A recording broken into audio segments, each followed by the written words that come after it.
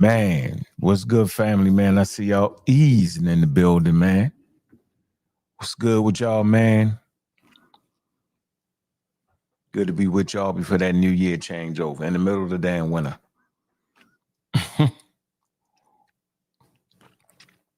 Is that one of them pseudo statements? I think it is. Man, I'm gonna let the people come up in this building, man. Very interesting, man. We got a good one today. Very, very interesting conversation last night, man. Go back and look at the download, man. It was real interesting, man. Very, very interesting, man. Y'all see the title of the show, man. LookerShip exposed, man. Should foundational Black Americans trust it? The red flags.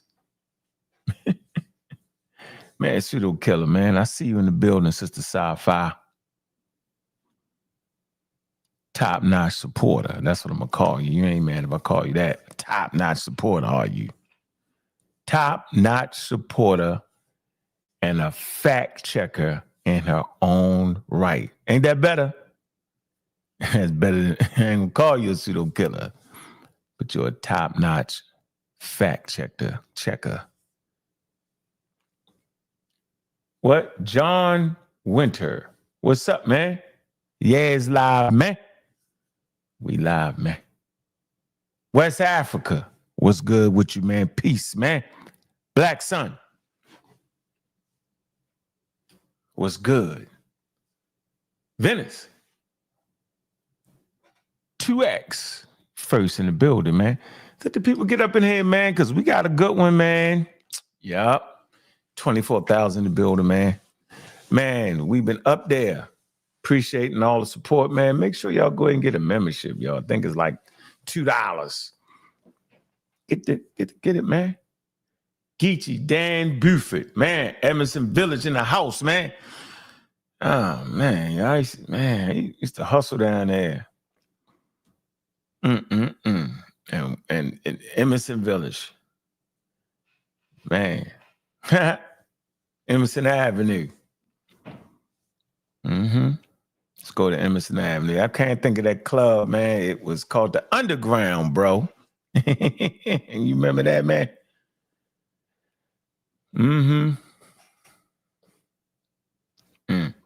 Yeah, I know. Shug, you just refuse to read, yo. And sometimes, yo, you just gotta read. As smart as you are, bro, apply that. Bright Street, I see you. Yeah. I see you from Baltimore, man. See you from Baltimore all day. It was a dangerous Emerson Village, man. Dangerous spot, man. For real. We used to go to the breakfast spot, yo. It wasn't in Emerson Village. I'm trying to think, what was this shit called? Down there off of Pulaski. What's the street? Is it Emerson? It ain't Emerson Village. What the hell is it?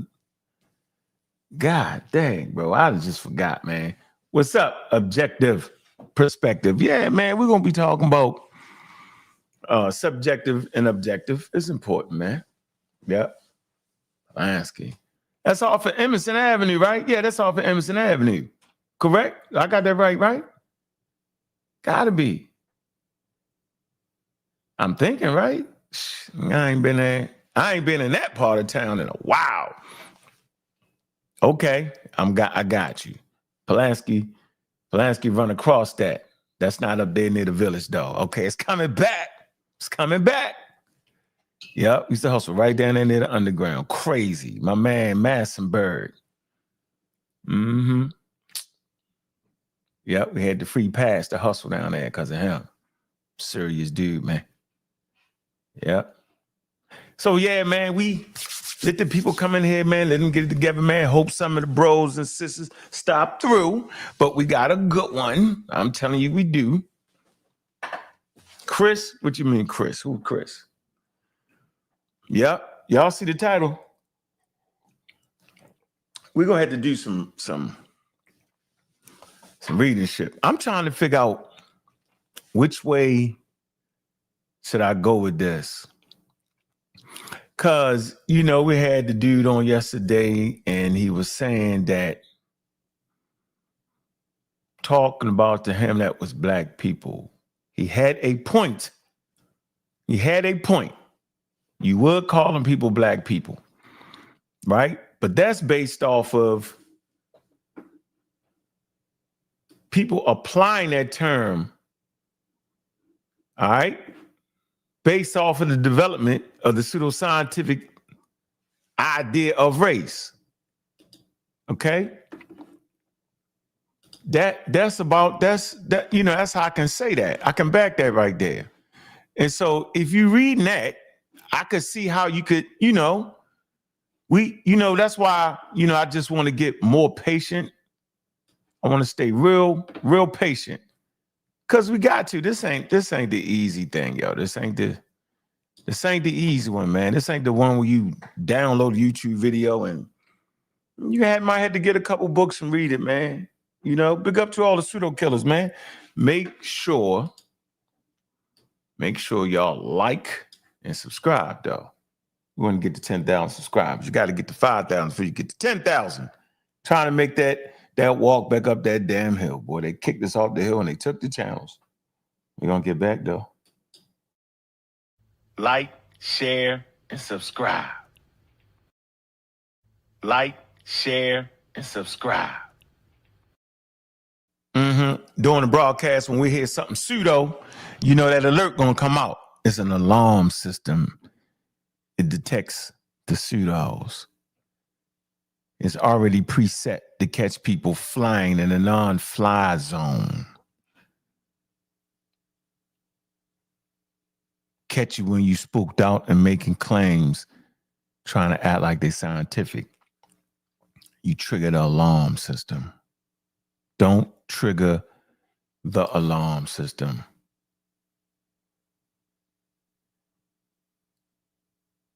What's going on? Audio, did I say that right? Probably not. 42. OTTIO. RTO. I know I'm pronouncing that wrong, man. 42. Yeah. Yep. So let's get going. All right. Let's get this thing cranking, man. Get it up a little bit. Get right into it a little bit here. All right. Man, it's all good. And I'm appreciating everybody sliding through here, man. I know y'all getting ready to hang out tonight. I know y'all is, y'all. I know y'all is.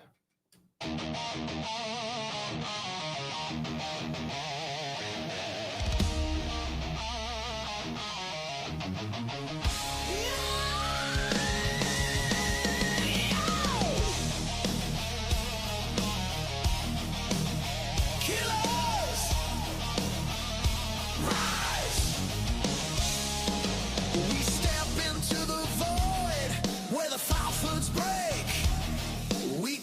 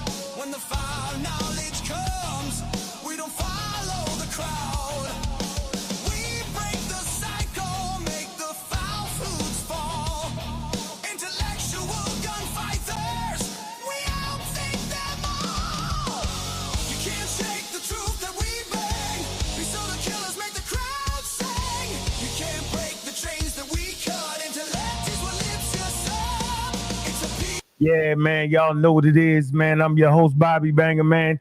Man, we double streaming from the Pseudo Killer channel and right here at the community of skeptics. Yeah. All day, every day. Man, so why is skepticism important? Got a nice little document. Let me scroll to the document. Why is skepticism important? You know it is, right? It's a tool in the toolkit, along with scientific literacy. Tool in the toolkit. All right. Man, we trying to defeat our senses.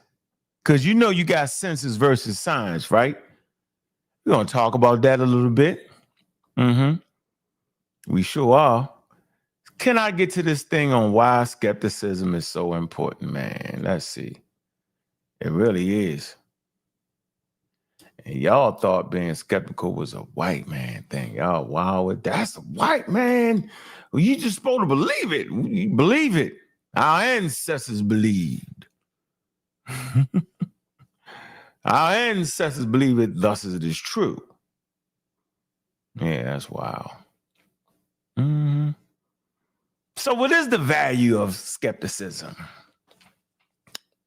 One of the most important, powerful defenses, man, against sloppy thinking and intellectual laziness is skepticism.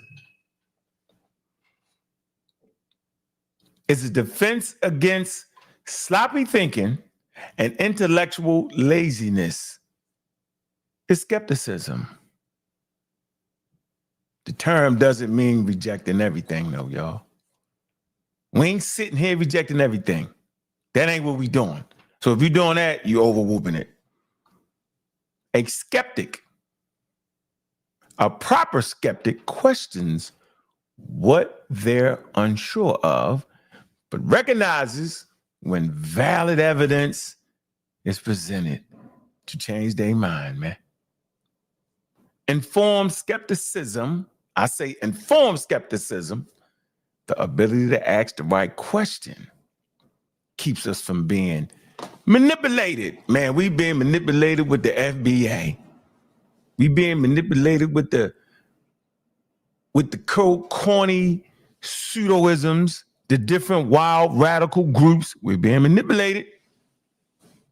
And yes, we are. What are some of these groups? The FBA is top on the list. Got a lot of people, man. Got a lot of people, man. Got a lot of people. So y'all know what it is, right? Some Carl Sagan shit, yo. Extraordinary claims require extraordinary evidence. And if y'all can keep that right there, man, man, you can get ready, man. All right? So I just wanted to throw that out in the air real quick, man, before we get started, right? Because we there. Oh, man, I knocked the thing. And then knocked the thing off the thing. Boy, how I do that? God damn it. Let me get right to this, man. Let me pull this up real quick here, man. Let me get it set just right. That's what I'm going to get it set just right. Hold on. I want to get it set. Let me get this set. Man, I done knocked it off the... All right, I think I got that. All right, so y'all see the title of the show. We argued about skin color yesterday till the cows came home. And the brother kept saying something that was very important, man. He kept making a point. And I was like, man, why do you keep saying that, man? Let me get King Sosa, Pseudo Killer Official on deck. What's good, King Sosa? How you doing, man? What it do? What it do? What it do, bro? Yeah, man. Everything good, man. Yeah, man. Happy New Year to everybody, man. You right? Yeah, man. Start sipping this early, man. Shit, I still got 8 hours, man. Hold it down. Wait a few more hours. You know what I'm saying? I know some of y'all already swerving. You know what I'm saying? But take it easy, man. Stay out them streets, man. Sure. Yeah, don't go to the event drunk. Yeah. All right, get there stumbling already and miss the new year. Yeah. Wake up, you be like, damn, it's 2:00. Yeah. I've been on that road before back in the day. You like, God Damn, gnawed it out past the new year. For sure. I want to be able to tackle that situation yesterday that we had, man. I think it's important. And you know, there's some instances where we can clearly recognize why a person see it that way. All right. And I want to come to one of my favorite articles. All right. Okay. So it's called The Black People. Y'all know what it is. It's on Wikipedia. All right. I'm going to show that to y'all real quick. All right. Y'all know what this is because I want y'all to be able to go get this. Go get it. It's a good one. That's the one I used to defeat the Black Egypt argument. And I realized anybody understand none of that shit I was saying. But this is the article right here. The Black People. All right. Here you go. The Black People. And if you can kind of understand what the hell the Black people is, yo, then you can get a basic understanding of what it is. All right here, yo. All right. Right here in this first paragraph, yo. It says some things, bro. The first paragraph, if you can digest this first paragraph, you can get it. Right? And then we can go to the white people article, right? Important. So it says black is a racial classification of people. Watch this. Usually a political and skin color based category for specific populations with a mid to dark brown complexion. Okay, we got a visual there. Often in countries with socially based systems of racial classifications in the Western world. That's important. We're comprehending, all right, in the Western world. Everybody don't live in the Western world, okay? I know we're in America. I know we African American, we FBA, we everything. I get it, but in the Western world, ladies and gentlemen, it says, the term black is used to describe persons who are perceived as darker skinned in contrast to other populations. All right, here's where it's getting serious, and here's where the confusion jumps out immediately. It is most commonly used for people of African ancestry. It's a comma there. Indigenous Australians, there's a comma there. Malaysians, there's a comma there, and Negritos. Okay, so it's most commonly used amongst these people. And at this point, you're saying, I told you, Ankh. I knew it. Because we showed a lot of pictures. So I can see why right here, you was like, I told you they was black. But let's listen for the reasons on why they black. It's already giving you the main reasons, right? It's a racial classification in the Western world. That's a hell of a reason for y'all to digest right there. Remember I said a lot of times y'all fighting through y'all racism and y'all colonialism and you don't know it. Say it all the time. Y'all look at me like I'm bad crazy. Now watch this. Read it again. It is most commonly used for people of African ancestry, indigenous Australians, Malaysians, and Negritos. Though watch this. See that though right there? Though it has been applied in many contexts to other groups. Oh man, yo. Like Native Americans and all that. All right. You start reading documents, you claim what the colonizers came to me, you read the documents and you misunderstand that. All right, and you mix that up. But I understand why. Remember, this is being led by the Western world, right? Colonialism is doing this. All right. Though it has been applied in many contexts to other groups and is just the part, the word and is no, N-O. You know what no means, right? There's no indicator. Here's where you fall. And is no indicator of any close ancestral relationship whatsoever. So you can see a person and perceive them to be black. You can call them black and all that, but what it don't mean, and this is where the FBA is falling apart on the LookerShip. They think when they see somebody with the same skin color or phenotypical characteristics, right? that would automatically mean that there's a close relationship there, and then they accept it based off of that, based off the LookerShip. But right here in this article called The Black People, right? Although you may call African people with African ancestry black, or indigenous Australians, or Malays, or Negrito, right? And other groups, right? Looking black to me, huh? That doesn't mean that there's a close ancestral relationship. Real quick, Sosa, you can you speak on that? Because you kept saying it. Kept saying, but that's not you. Oh yeah, I think that's the conversation we need to have. Like, okay, if we calling everybody black, when is black not you? You know what I'm saying? Like, if you like, clearly he thought the Negrito was black. Okay, you got the look. But so, are you saying you Negrito? You know what I'm saying? That's when it's gonna look. That's when it get crazy. Now, are you saying you a Papua Guinea? You know what I'm saying? Like, if you saying that, then maybe we can have a conversation. Yeah, are you Melanesian? Let's say so. But from my understanding, you're not saying you're Melanesian. You're not saying you're a Negrito. You know what I'm saying? So, but you're identifying as black. So I think that's where shit is extremely problematic, man. So look at this right here. You done. Fuji and Mount Wood, you're done. Yeah. You're done. It look like the mighty Hebrew, don't it? You ever see them boy where they do the little bungee jump? Yeah. They jump to like look, the afros just ready to graze the ground. Like, wow. Yeah, they got like they test themselves, like it's crazy. Oh yeah, they wild out. They're definitely like the mighty Hebrew though. Yo, how to get a picture of the mighty Hebrew?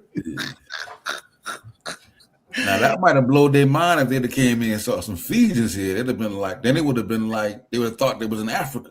Yeah, as opposed to being in India. Yeah, it blew their mind. You know what I'm saying? Yeah, they remember they were trying to get to Africa. They thought Columbus thought he was in India.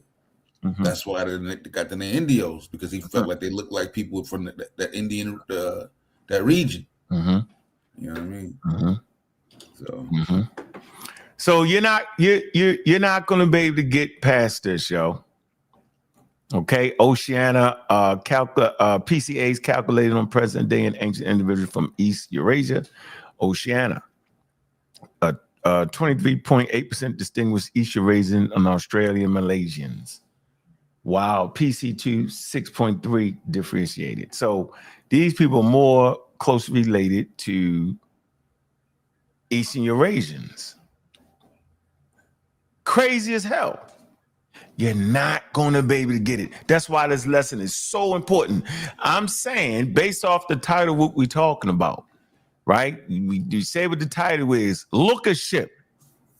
This is called LookerShip. Let me hit you right here. Boom. It's LookerShip.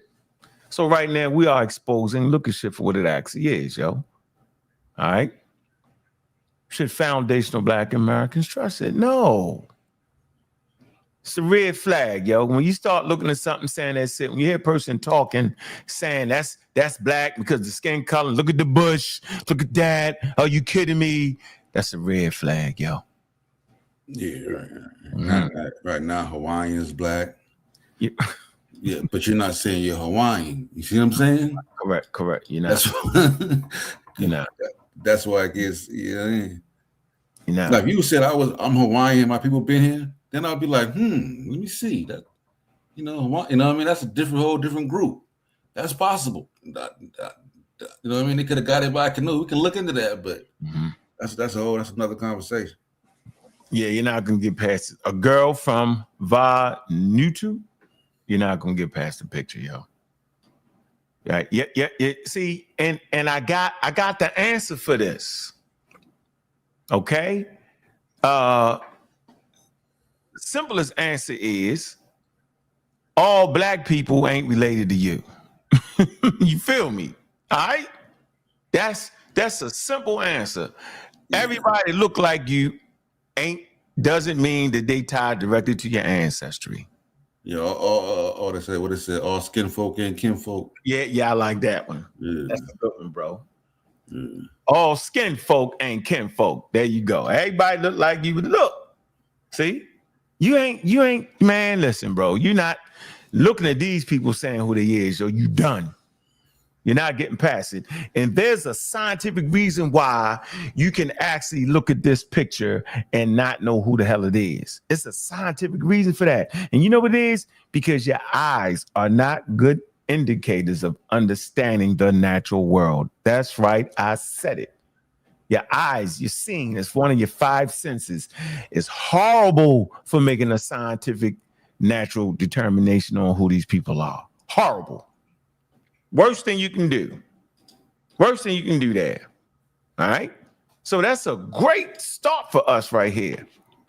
The Malaysians. It's a great start right there. The black people. You know what I'm saying? Right? We're at a good space right here, yo. This is a great space. Okay. So let's finish. Okay. All right. Goes on to say, I did that part. We was there. Boom, boom, boom, boom, boom. Okay, so right here. However, we talked about how all skin folk, gang kin folk. It says, however, watch this, which everybody want to deny, specifically African Americans. I don't know why they do it. Right? I know we feel like we got the superior culture and the greatest culture on earth. I'm with you.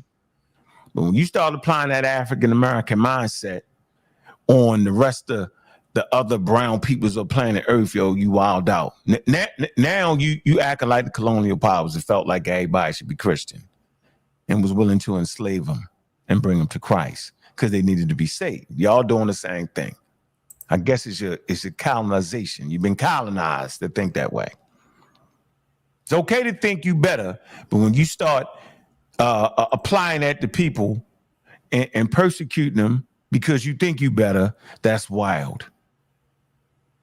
Or think they something that they never named themselves before white people, that's wild. I understand why you do it, but it's wild. However, not all people considered black have dark skin, and often additional phenotypical characteristics are relevant, such as certain facial and head texture features. Indigenous African societies, this is the one that all my black power people and black just mess up. And my Pan-African people, y'all mess it up. I ain't even saying you're doing it on purpose, right? But you claim to be Pan-African and study African history, but you don't understand the cultural nuances. You don't know when to separate colonial ideas from indigenous African ideas. Indigenous African societies do not use the term black as a racial identity outside of influences brought by Western cultures. And I'm going to add this on African American, right? Because the African American and the FBA, right, is safely fixed in Western culture. Simple as that. That's where it started amongst in the Western world. In Western culture, you developed a unique culture called African American, or you FBA, or you ADOS. Don't escape reality. Stay right there. Because if you stay right there, yo, you can make this shit work to your advantage. But if you're running around, right, trying to fly, when you really a daggone turtle, you're going to fall and bust your head. You're going to fall off the cliff, you're done. But if you're a turtle and you tuck yourself in that shell, you protect it. If you're not a bird, don't try to fly. Know who you are, yo. That's always been my best defense. You want to talk about that, though? How, in your mind, where you at with that? So I'm saying indigenous cultures outside of Western influence ain't running around how about they black. That's not going to be their key word here, how they racially identify. What say you, Sosa? Yeah. I definitely agree with that. I think we got all the historical evidence that aligns with that, because we don't really see that done until that type of influence comes, whether it's Sudan or Haiti or whatever. So we definitely got that documented. And the problem is too, when people, even some of our other scholars, they don't look into the learning the people's culture.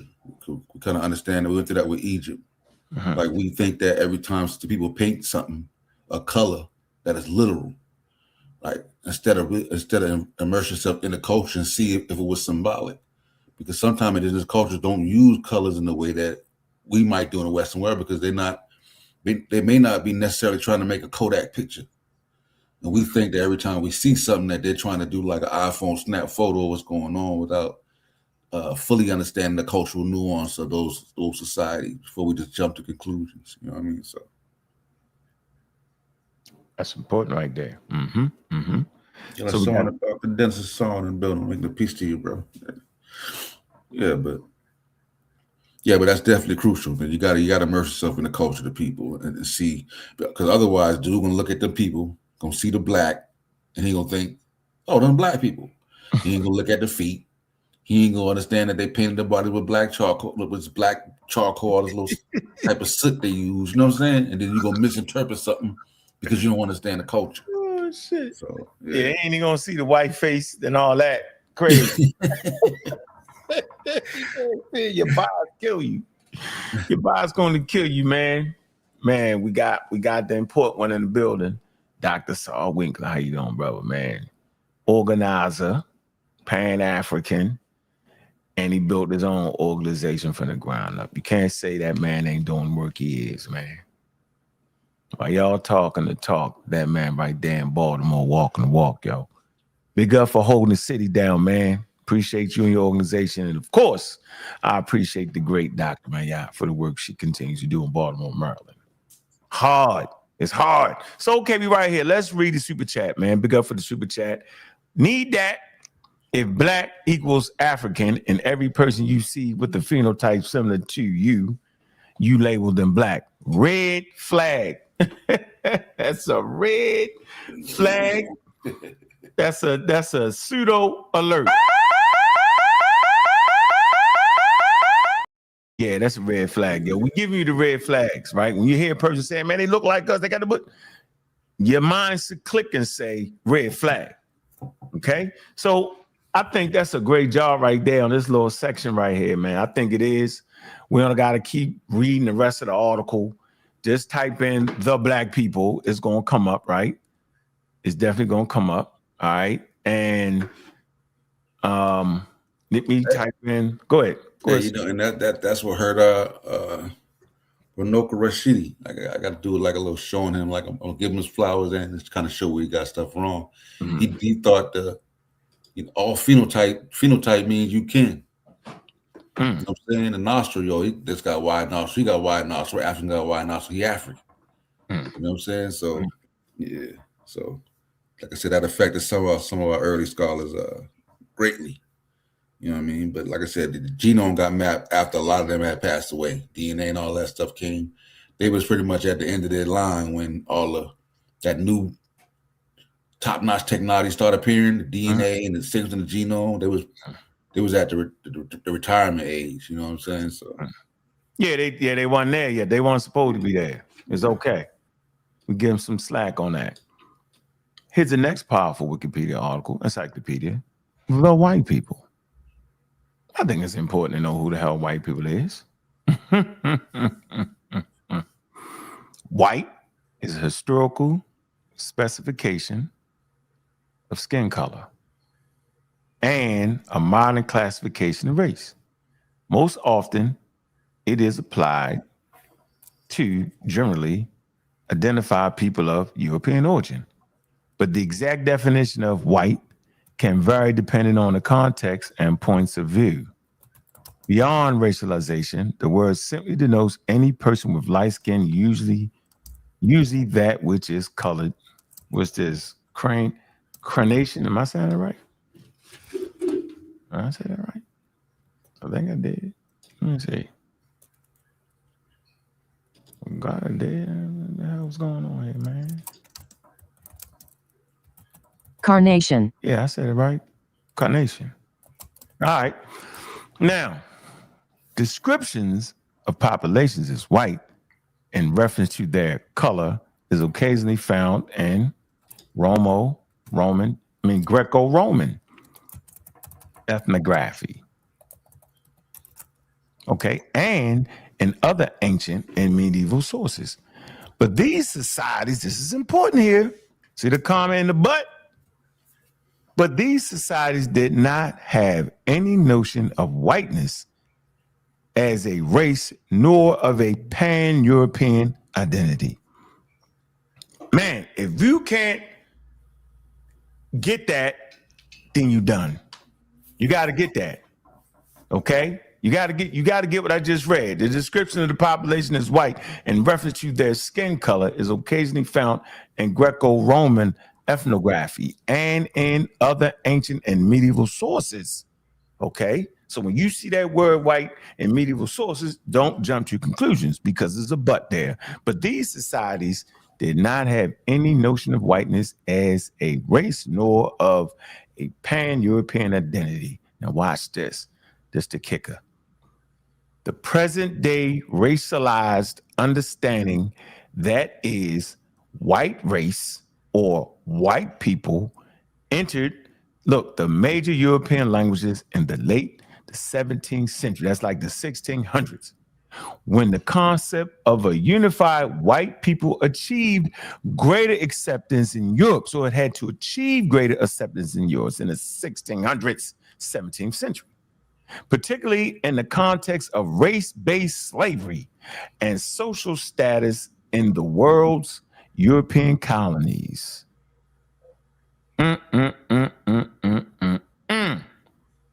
That's serious right there, man. So there was a time when there was no white people. That doesn't mean it wasn't no people that would fit that description, but the racialized understanding of it, white people wasn't there. You would probably have to understand racialization. See, if you can understand racialization and what it means, then you can get it. See, when you're the one doing the racialization or ethnicalization, am I saying that right? Is a social concept used to describe, right, the intent or process by which ethnic or racial identities are systematically constructed within a society.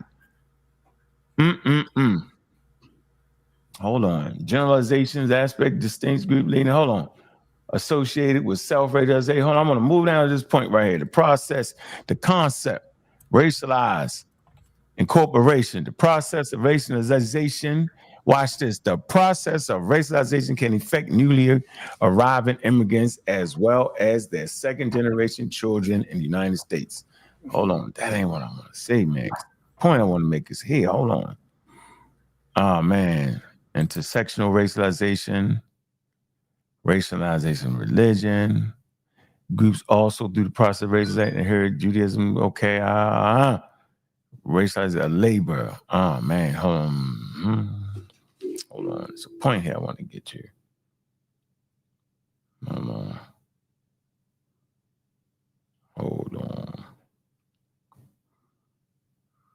on. Wait a minute.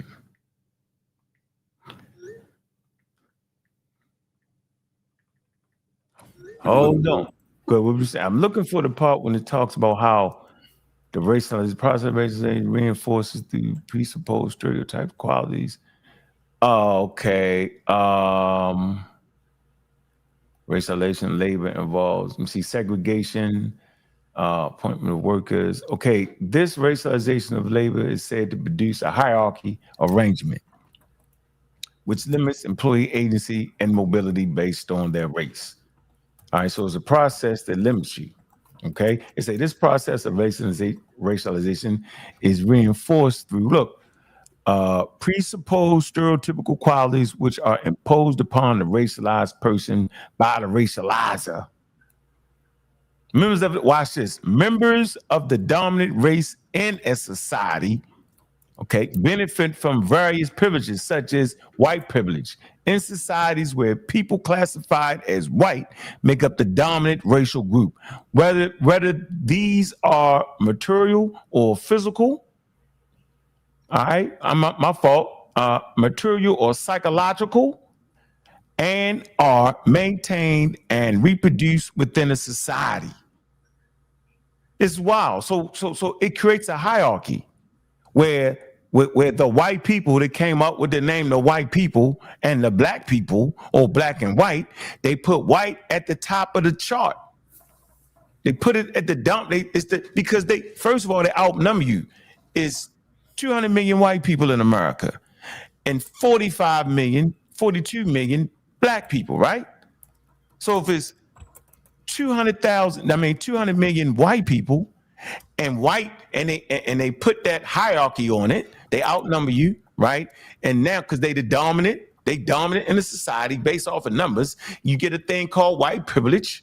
Okay, and psychologically, yo, they make it seem like you ain't nothing, and that's why we fought so hard to get back to our history. Because when you get the proper history, you realize that you was more than just I'm not nothing. That's crazy. And so we shouldn't have stopped there. We should have focused in on the word black, like my man John Henry Clark said. He said at a certain point, you know, you got to stop basking in your blackness. You know, that's like counterintuitive to the way we was thinking. I'm black and I'm proud. That's the 60s. So what I'm saying, I'm going against the stuff that you was learning from your parents in the 60s. Black power. You know, I say black African power. And I define it. Nobody's listening to how I define it, right? But I'm still trying to make you, like for political reasons, I say I'm black and I'm proud. But it's the thought right there with that, though. You wouldn't have to be black and proud if you was not said to be inferior because you was black. You wouldn't have had to say it. White people don't go out saying I'm white and I'm proud. The ignorant amongst them be hounding about white power because they ignorant. They already got the power based off of the sheer numbers, based off of controlling the money, based off of getting money from the free labor. Wow, which is another whole damn discussion. But I think the important part of this is that term white was invented in the 17th century. It gave them an advantage because they had the sheer numbers and they made everything white to be great and godly. And since you fed into their God concept, the angels is white, the devil food cake is black, black is filthy and dirty, white is pure, pristine, and God-like. And so you done at that point. You're not getting up from that blow. If you get up from a religious blow, you're gonna take the Christianity and then add it to something else. You're not gonna get out of that. That's why I erased the shit in my head. I erased it through scientific literacy and what I call atheism or real black atheism, right? And I say real black atheism because which is wild to even say the real black atheism. But what I was attempting to do was I was attempting to clear my palate. You know how when you spraying cologne, trying to buy some cologne or perfume, and it's all in your nose, you can't distinguish the flavor. I couldn't distinguish the right and wrong. I couldn't do it. I was trying to figure out, well, if Adam and Eve are the first people on earth, how in the hell are people starting in Africa based off of this line of reasoning? And so I had to smell some coffee and it cleared my palate. The coffee was getting out of the religion completely because I've been through the phase of transferring ideas from God being the most high or the cosmic force. You do all kind of shit to hang on to God. I had to get out of that. Had to clear the palate. Clear the palate, goddammit. Yeah, I did that too. I did that. That's how you get out of it. First, it was like, right before I fully invested, I was like, man, I'm just spiritual. You know what I'm saying? Like, and then finally I was like, man, I just let go all that. Just like, yeah. Shit, I held on, as long as I could. You know what I'm saying? Because I was like, I really don't believe that shit. You know what I'm saying? You know what I'm saying? Like, I tried, man. I'm like, we tried. Yeah, King Hercules say real black atheism, that's a Eurocentric ideology, and it's sad that you don't see it. Man, come on, bro. Like, you just want to just get beat up today. Is that what you're starting out for, to get beat up today, yo? Because you can hit the link. I hit the link on your show. And big up to you, bro. I just explained how it was wild. I just said it. I said, yeah, yo, the whole black thing. If I'm saying the whole black thing was going through a socially constructed European wild ideology, racism, white supremacy, bro, then if I say black, I explained all that, but I told you why I did it though. God dang, bro. Sometimes, you got to take the poison. Like if you get a snake bite, you take the poison from a snake to help you. So sometimes that's why I always say the African Americans is some of the greatest people on planet Earth, because we took the poison and made something out of it. It's called from shit to sugar. Yeah, y'all hit that link right there. It's okay. So I think we got these. We got the white people cleared up. We got the black people cleared up, right? Y'all can go rewind it. Now I got to give you the daggone medicine, man. I want to come to this document real quick. All right. Go ahead, though. You got something to add on to that, yo? No, go ahead, cook. Go ahead for the cook. Okay. Yeah, All I right. just wanted to add that little piece about that spiritual, Yeah, spiritual journey. You know that's that spiritual journey is wow. And the fact that you're on a spiritual journey is still in colonial. You colonized up. Yeah, I think we didn't realize how problematic black was. I think I went through I understood it going through that ADOS movement and what they were saying, and then that Egypt conversation. That's what it was like. You know what? We definitely got to take this shit. We definitely got to do away with that shit. Yeah, that was. I mean, friendships was knocked down, yo. Yeah. Nobody know who black is. Well, what do you mean by black? Everybody got a definition. It's like, man, listen, man, we gotta. Yeah. How does that say? Y'all niggas don't know what black is no more. Yeah, then I know that one person said Lee ain't black. Oh, Lee ain't black. She got 2 black grandparents. Oh man. Yeah. Okay.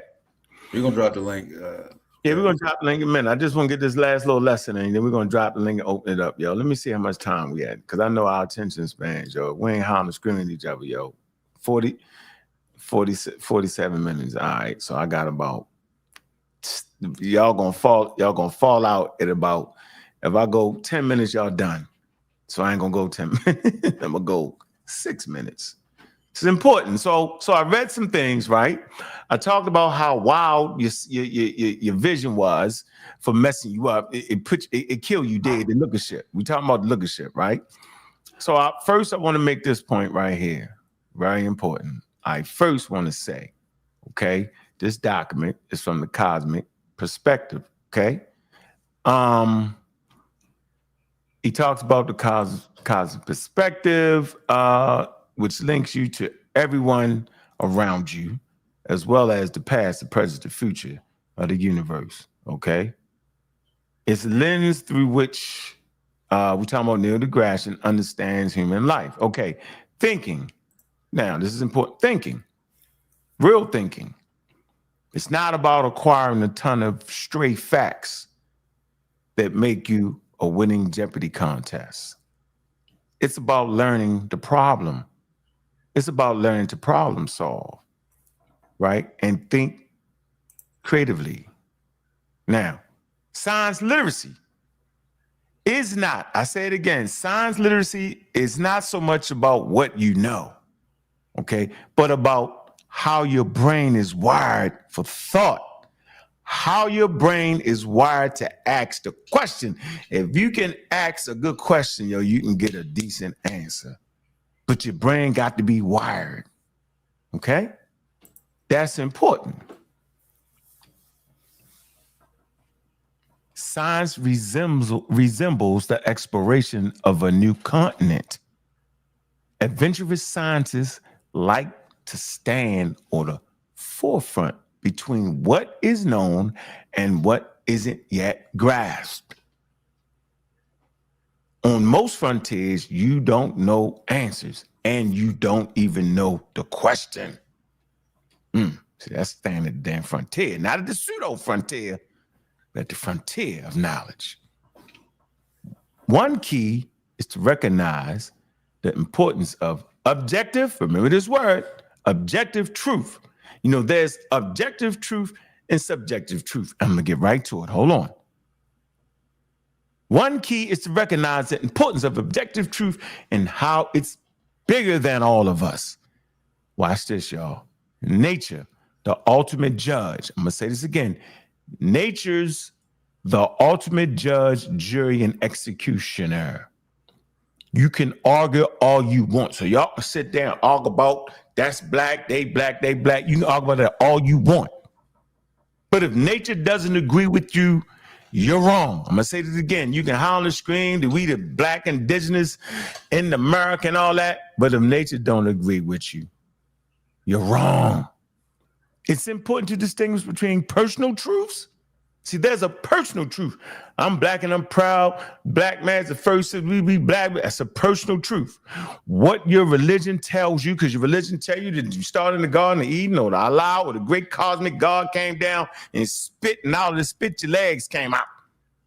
Now, for example, an objective truth, you can keep believing it, right? It's a personal truth, y'all. It's what you personally believe, but your belief in it does not make it an objective truth. And say the good thing about science is that it's true whether me, you, right, or not believe it. It's true, regardless of whether you believe it or not. Whether I believe it or not, whether you believe it, it's true. So when it comes to establishing objective truth, remember, science doesn't really prove things. That's another thing that's counterintuitive. When it comes to establishing objective truth, remember, scientists don't really prove things. Rather, they test ideas that are repeatedly verified by others until there's no need to keep doing it.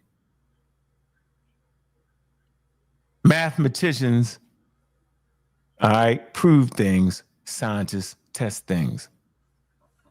Mathematicians, logicians prove things. Scientists test things. Man, that's deep right there, yo. Yeah, yeah. Too, and the more appealing something is to you when you hear it, the more likely you are to skip the steps and overlook certain things. So like whenever something sounds extra appealing to you, definitely want to fact check against that, because you're gonna overlook stuff. So like if you already thinking you was here, any information you receive, since it sounds so appealing to you, you're gonna overlook, you're gonna run past stop signs, right? You're gonna cherry pick through the information. So if you believe that's true and think it is true, then you should figure out, well, what would it take for this to not be true, right? And then try to find, like, it's like playing chess against yourself. Try to see if you can defeat what you already think is true. And if you beat yourself, then you already know it wasn't true. But the strongest stands up in the face of scrutiny. And if you're doing good research, the more valid your ideas are. So we got the difference between subjective and objective information. All right.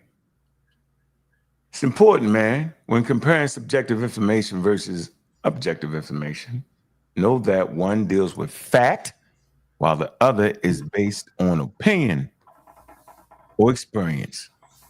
Simple as that, man. See, subjective truth, yo, everybody got it. Objective truth is based in evidence, man. All right? So subjective information is a term that refers to someone's personal opinion or feelings regarding a particular subject matter. Subjective views or opinion are not based on truth or facts. Think y'all need to know that, man. So there's a ethnogenesis between black traders and explorers and black indigenous people is a subjective truth. It's your personal belief.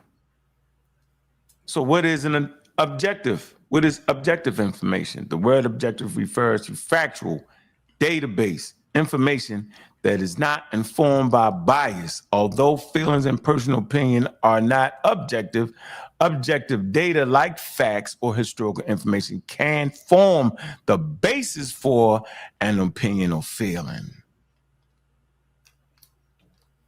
Subjective versus objective understanding and differences. Facts versus feelings. Embracing versus denying bias. Grammatical meaning. Let me give you some examples and differences between subjective versus objective information. Subjective. This carpet is my favorite color of red. Subjective. Objective. This carpet is red. Subjective. I don't like folk music. Objective. Even though I don't like folk music, many professional folk musicians are objectively skilled players. Objective. Living in a place that doesn't have cold winter is better than living in a place that does. Objective. Places that are close to the equator do not have cold winters. So there you go, man. So it's important to be able to distinguish the two. I'm at about the 6-minute mark. I'm gonna drop the link, right? Just want to give y'all that. And so we sitting here trying to give people objective reality and objective truth, and they giving us some things that are subjective to what they believe. So Tariq Nasheed did a whole hidden color pseudomentary on subjective truth.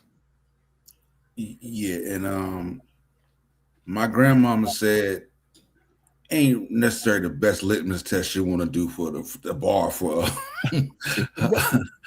high quality information. You know what I'm saying? Unless it's something your grandma witnessed personally, you know what I'm saying? But you know what I'm saying? But yeah. But my grandmama told me it's not the bar.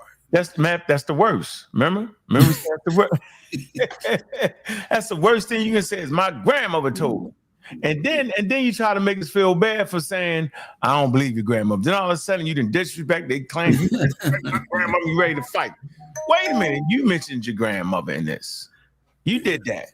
I think some of them lying on their grandmama. I'm like, some of y'all lying on y'all grandmama, bro. I want to talk to y'all grandma. Everybody be like, I can't believe that fool saying something like this. My grandbaby crazy as hell. Oh, man. Yeah. Elder Suntan, what's going on, man? What's up, Ankh, my man, 100 grand. I'm here to, take my hat off to you, my brother, because, you sent me to the study room. Mm. You did?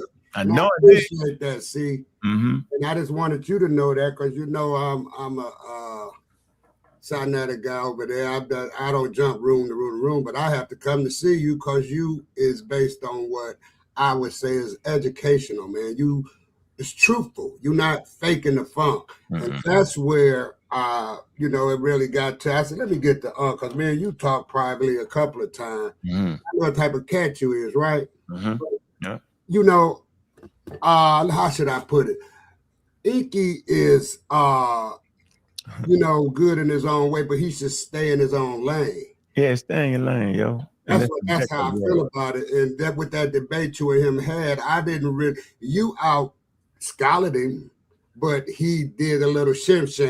And that's what brought me to you now. Because I was like Uncle was saying, because sometimes I get kind of cross with you, when you are good. You know how many you do. Yeah, but anyway, you was right like a motherfucker. Yeah. Because and I'm a type of guy, if I'm in the wrong, if I did, I'm coming back and begging my man pardon, whoever it is. That's right. Because I'm teachable, right?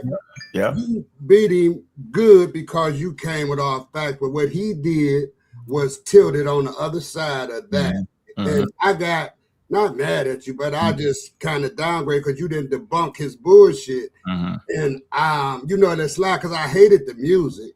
You know what I'm saying? Every time, because people in the chat saw that, I was, come on with this music, man.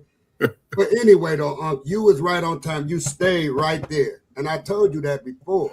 And here's the kicker. Now, this is another thing that you got to know. I went to the laboratory, so I'm going to present this. Okay. And then you're going to know that I'm still your man 100 grand. So let me do this here. Go ahead. Because his premise was this what I'm about to present. And that just blew him out the water again. And this is old news, but you my man, so I'm coming and kicking it with you about it. Appreciate it. You know what I'm saying? Because I do my due diligence and I present that. And this guy keep telling you that you didn't say it's a complete theory. Nigga, there ain't no truly complete scientific theory. I told you, yo. You see what I'm saying? But he thrived and laid on that. He made that his argument. Yep. And when I, because me and him still cool, this all about Yeah. but you beat the brakes off of me because I went back. I said, well, I'll be damned. You know, because I ain't scientific. You know what? I'm just used to be Christian, and I'm you know, I go and I study, man, and I'm like a fact checker. Somebody say something slick, I'm going to check it out. If somebody you know, but then that go to your evidence right there. Why you just didn't do that to him? I did, man. It was I did all that. Listen. And I didn't see you didn't do that right here. That wasn't a debate, Tom. That wasn't a debate, though. No. Oh, but listen, Unc, let me cut you off. You and the fellas. That wasn't a debate, but that was his premise. His premise was that, and he kept leaning on that, right? Just like when he tried to lean on with Jabari, talking about they asked the nigga plainly. They say, "Is this got anything? If this we talking about the Jesus of the Bible?" He say, "For sure." And then he went and switched the whole. You know, he was right with the information that he was presenting, but it wasn't pertaining to the debate. Nobody didn't ask you was Christ and from Kemet and all that. You said you was gonna prove out the Bible that Jesus was a real character. So you know, I just had to come back to you, because you bust him up, and I tell Ink that, and then he really threw me off because I ain't on no nigga team who's scamming my aunt. You know me. Me and you the nigga who we keep niggas by the hats. Yeah. Right? Yeah. If I see a nigga with that hat on, I immediately think of you and bust out laughing to myself. Especially when they get to running off. Yeah. Or the costume too. Yeah, all that. Yep. All that. So I just thought I'd come there and tell you that, man, because you know this guy, he leaned on this right here, and I'll say, well, I'll be damned. You know, he didn't. Darwin didn't have a complete scientific theory. That's why is his cousin. Man, what are you talking about? There is no science complete, but the foundation of what he was presenting stands right now today. It do. Yeah. Right. But you know what? I hate to say it, bro, but I got a slide when I say ain't no complete theory. I explain it, right? Right. But in that environment, it's fast paced, right? There's some things I can get better doing. I look back, I recognize how I can do it. I want to make sure I have as little words as possible on the slides because I know the material. There's some things I can brush up on, right? But every round, I refuted some things he said on purpose. I did that, right? And I talked about how theory wasn't actually complete because you got to know that the people ain't sharp too. Well, they're not sharp when it comes to science. They might be great dads, great mothers, and whatever. But the science is some different shit. It's a different subject matter. It's a whole different way of thinking. It's counterintuitive because we looking at each other with brown skin. We're like, we black. Your eyes ain't telling you the truth. It's lying to you, right? So go ahead. It's a lot to it. So, but what I did was I dropped the seed. And the only people that are going to get rewarded is those that did what you did. And I seen you do it slowly but surely. Right. Because I want to know. You want to know, see? So that's what you did, you're going to know. That's because this shit ain't meant to be debated, Unc. This shit is just meant for teaching. But for some reason, they want to debate this. Because what he trying to do, see, Unc, and that really pulled me over. He trying to get a big win over Jabari. Man, Jabari is who Jabari is. Right. He think he get the name because I beat Unc, I beat Jabari. I think he want that. But we want the information. He said, talking about the waves and all. Man, what? We ain't talking about no waves, man, of Christ. We talking about you.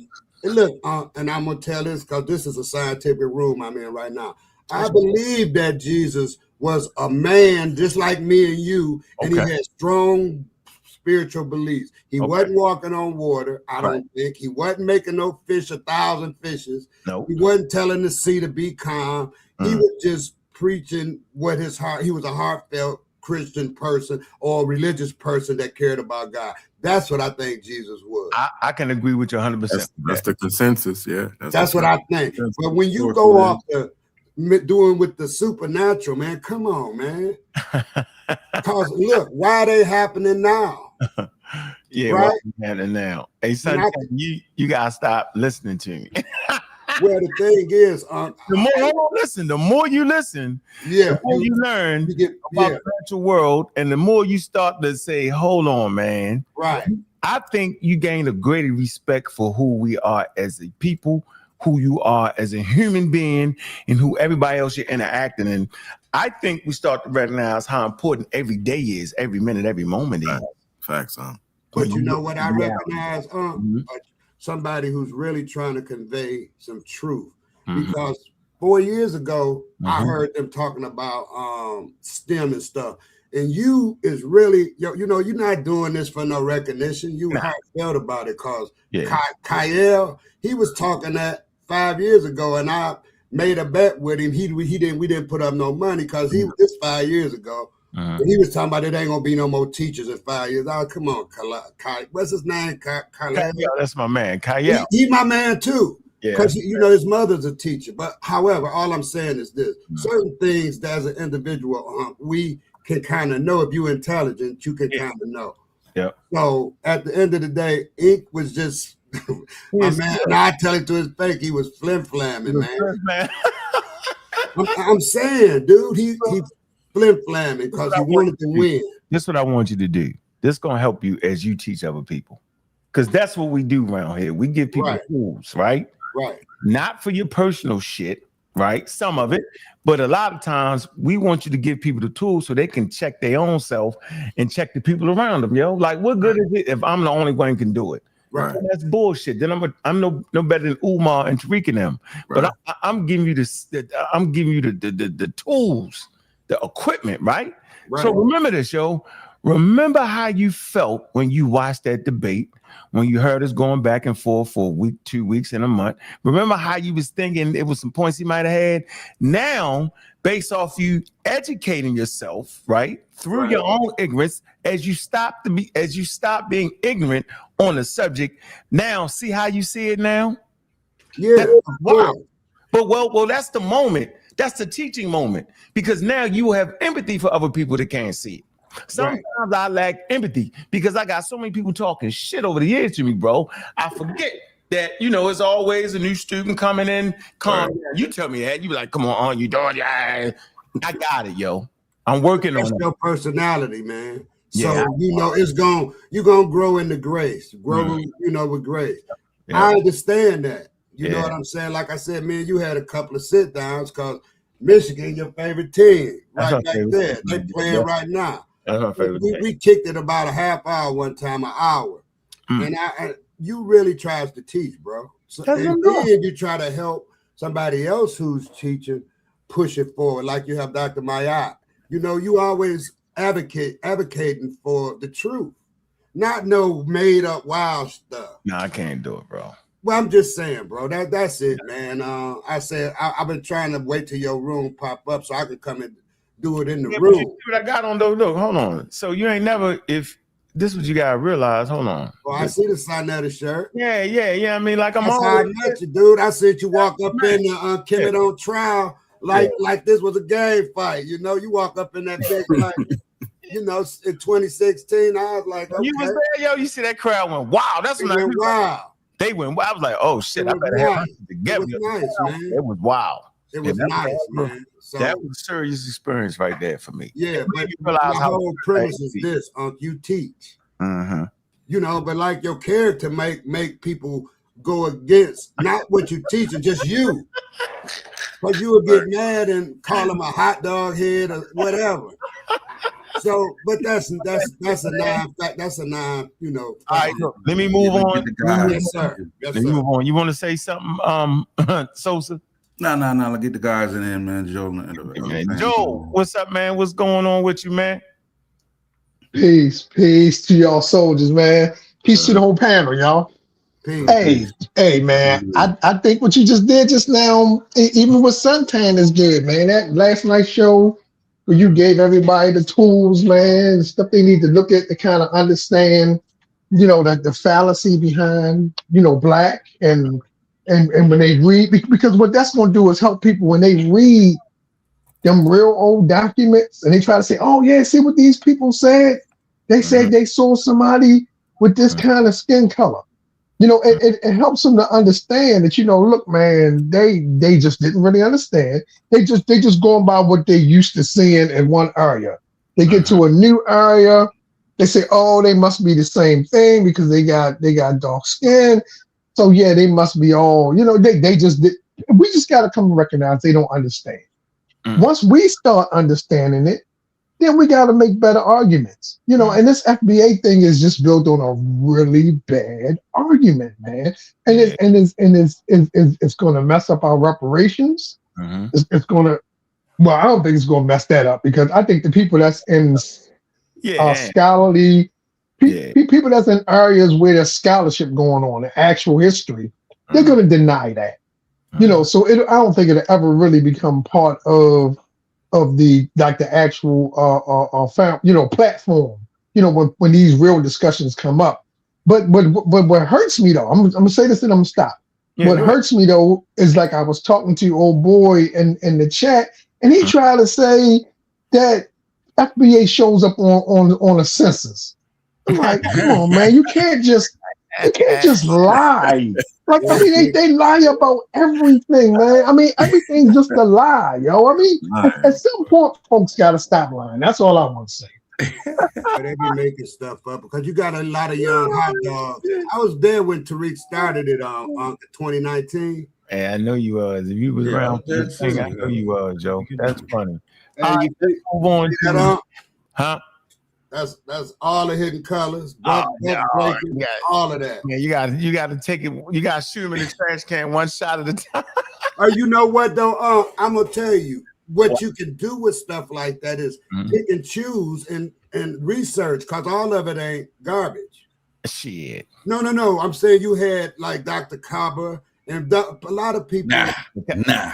Listen, man.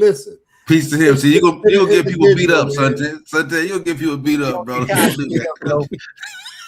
Well, see, I'm not worried about that, man. I can handle myself. You know what I'm saying?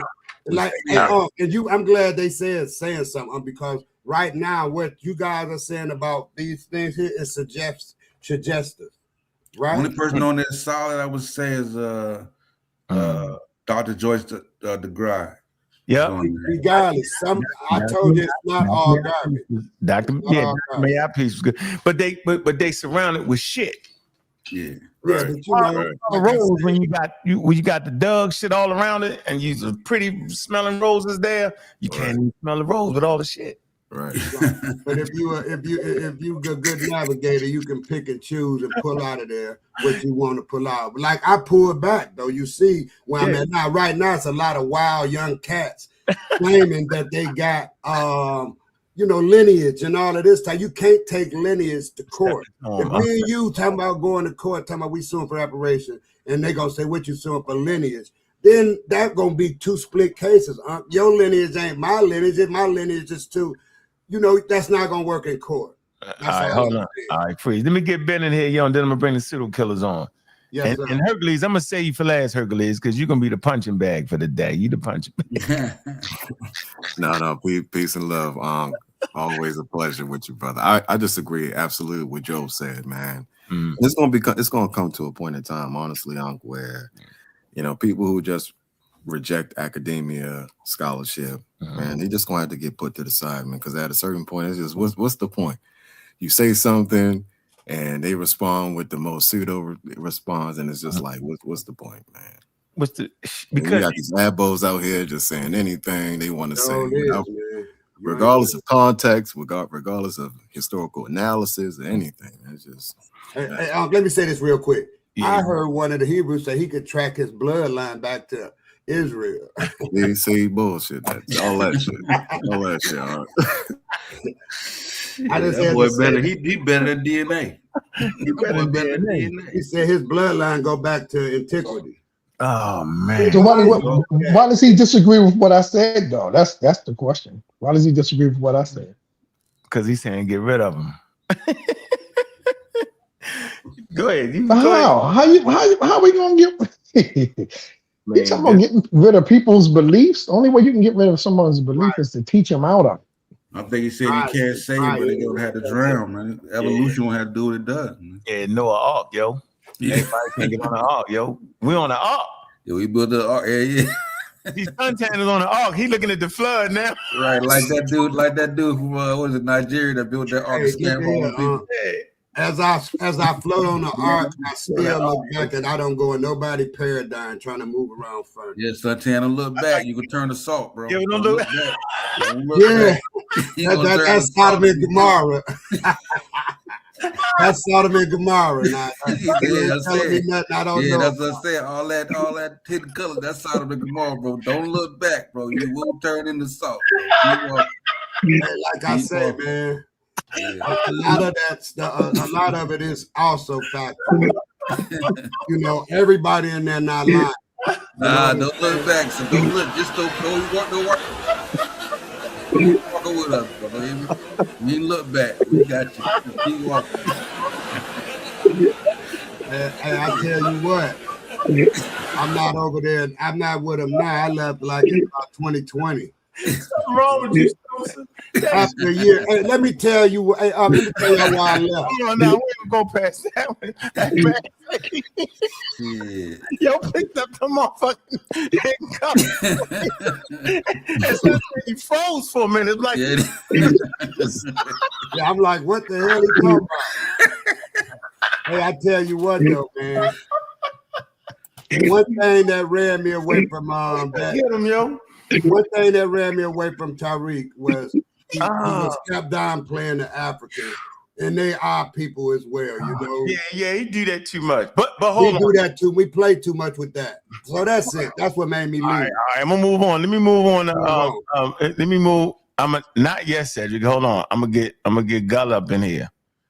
Gullah, man, if that phone messed up, Gullah, I'm gonna get you out of here, bro. You pseudo killer, yo. You gotta have the right phone, yo. You tripping? Let me see. All right, you good. Go ahead, Gullah. What's up? What's good with it? Hey, teaching, you know we doing. What's good with it, y'all? The game.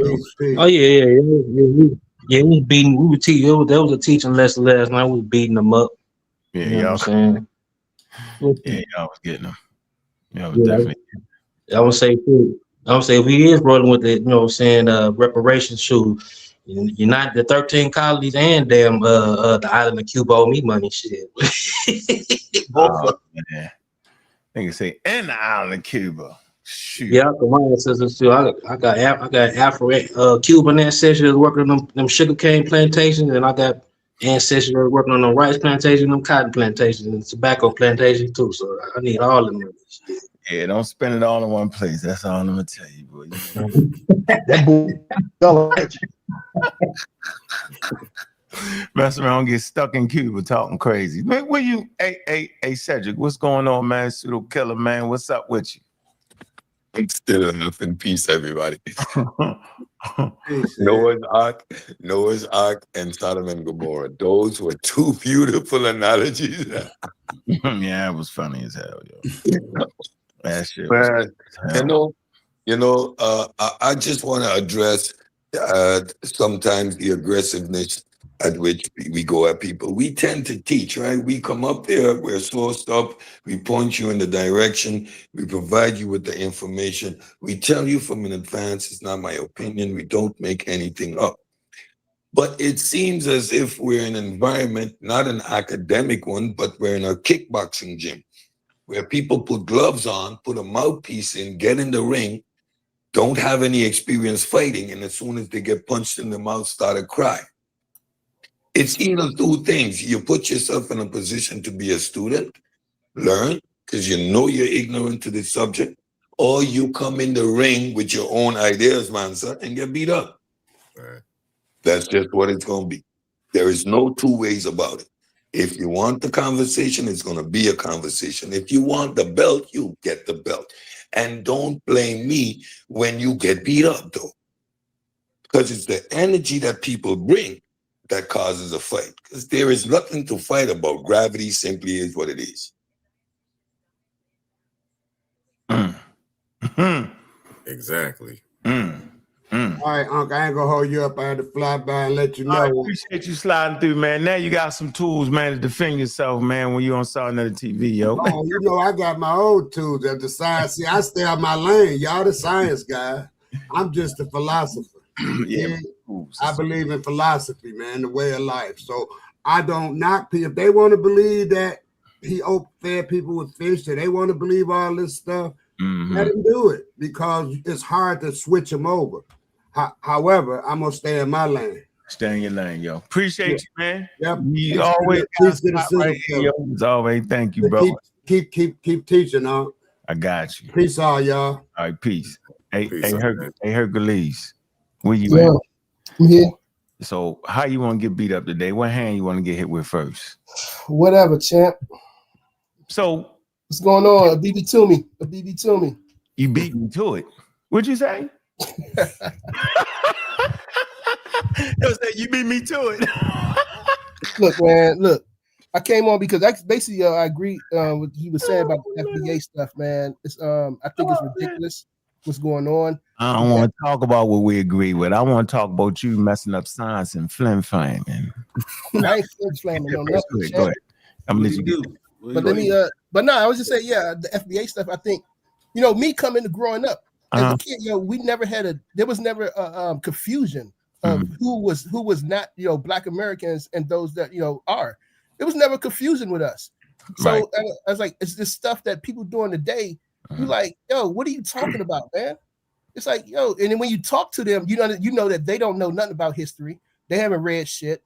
You know what I'm saying? And they read snippets of Black American history. They know nothing about the Caribbean history or the African history.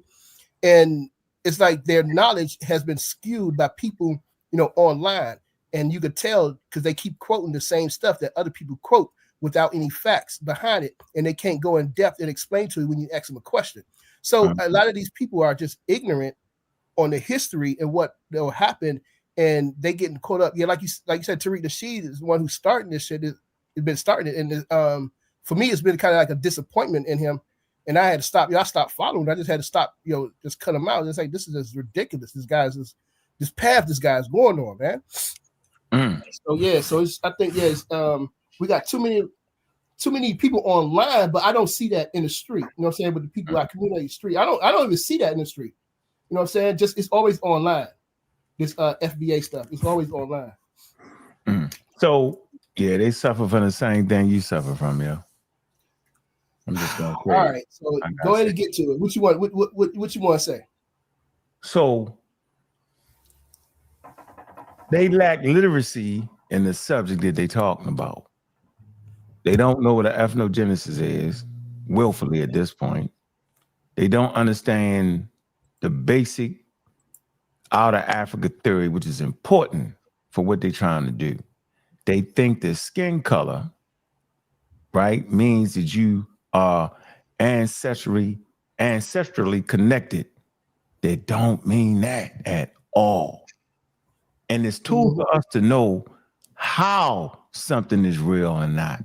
They're there for us. The world uses these tools.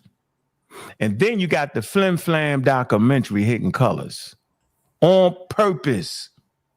No experts, okay? And at least the subject they talking about, no peer review system, no vetting. It was out there, bro. And it hit us, you know what I'm saying, like a ton of bricks. The African American community was not ready for that. And I hear people say, yo, it brought us into consciousness. No, it knocked us out. We still trying to get up from that. And now we see the after effects of it. We see it in real time now. Everybody think they're Black Indian. Everybody think the African American ain't that. Cussing out people from the continent of Africa. At times they do damn deserve it. Like the dude Zanu, whatever his name is, he's a nut. Right? I've been in these groups where Africans and African Americans fight. And we horrible towards each other. But typically speaking, yo, we do not hate each other. But I'm saying, yo, not living in reality, bro. Not recognizing the stuff you say out your mouth before you say it. So I'm saying you did a whole pseudo presentation, bro. And I'm going to call it like it is, yo, without no studying on the other side. You got to know what science is and what it's not before you start talking about science, man. That's my point, bro. That's my point. You argue me down about you can mix your science with you can't. It's oil and water, bro. They don't mix. No matter how hard you try, the oil is gonna always separate from the water. That's all I'm saying, bro. So if I was to grade your presentation, yo, I would give it a F minus. It's the truth. Now, can you bounce back from the truth? I think you're intelligent. You claim to say you understand math. I think that's admirable. You got me beat on that. And I'm saying, your math is actually proof. Science is not proof. Your math that you claim to have is proof. All right. So rethink that. If you focus and study, you'll come back and thank me later, like most people do. You'll say, damn, that was crazy.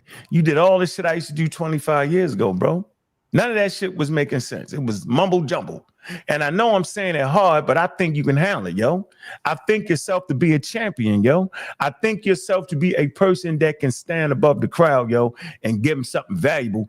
You just got to change your ways, yo. You got to be willing to say, yo, it's a possibility that I could be wrong in everything I just said. So go ahead. What do you have that would change our mind on what you was talking about? I'm listening. So as I did the presentation, my presentation was on the science or mathematics behind African spirituality.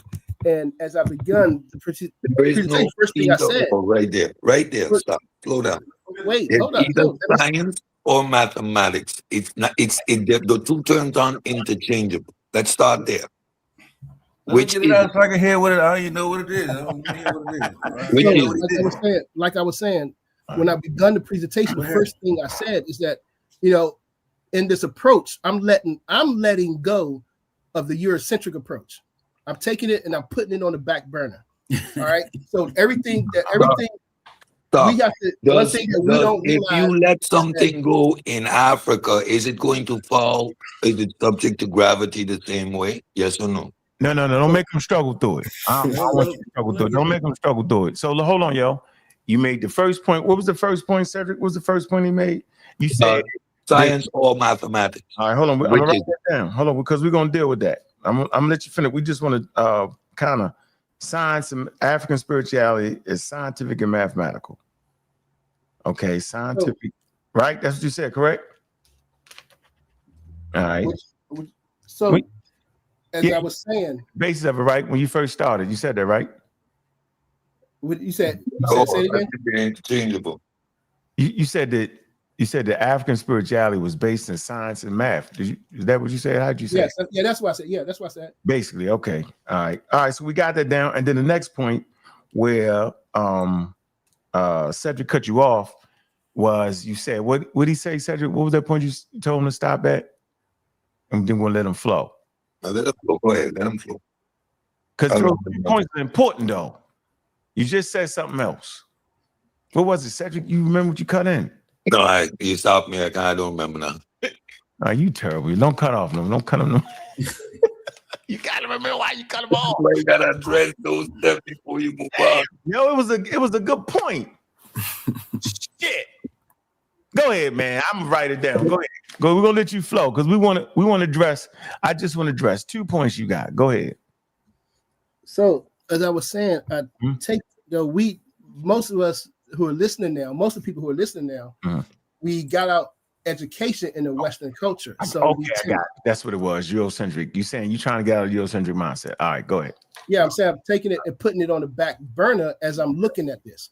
Because as I've been studying, the people from the continent and motherland, they don't look at it the same way as we look at it. And one of the things I guess I was pointing out was that the work that was done in ancient Kemet was a proof of their understanding of the physical world and the spiritual world. So even though they didn't write everything down, because they come from a world where you had to be initiated to be educated. You know what I'm saying? Not every education wasn't just open like today. You just go somewhere and learn. No, you had to be initiated. So everything wasn't written down. And I'm saying that their proof that they left behind was the pyramids themselves. As people were trying to point out that, as I pointed out, that they didn't write down a proof for the Pythagorean theorem, but you could see that the fact that they built perfect right triangles is mean that they had an understanding of what we call the Pythagorean theorem. They have an understanding of what we call stuff, the science and math of what we call it today. They had an understanding of it. They didn't call it that. They called it something else.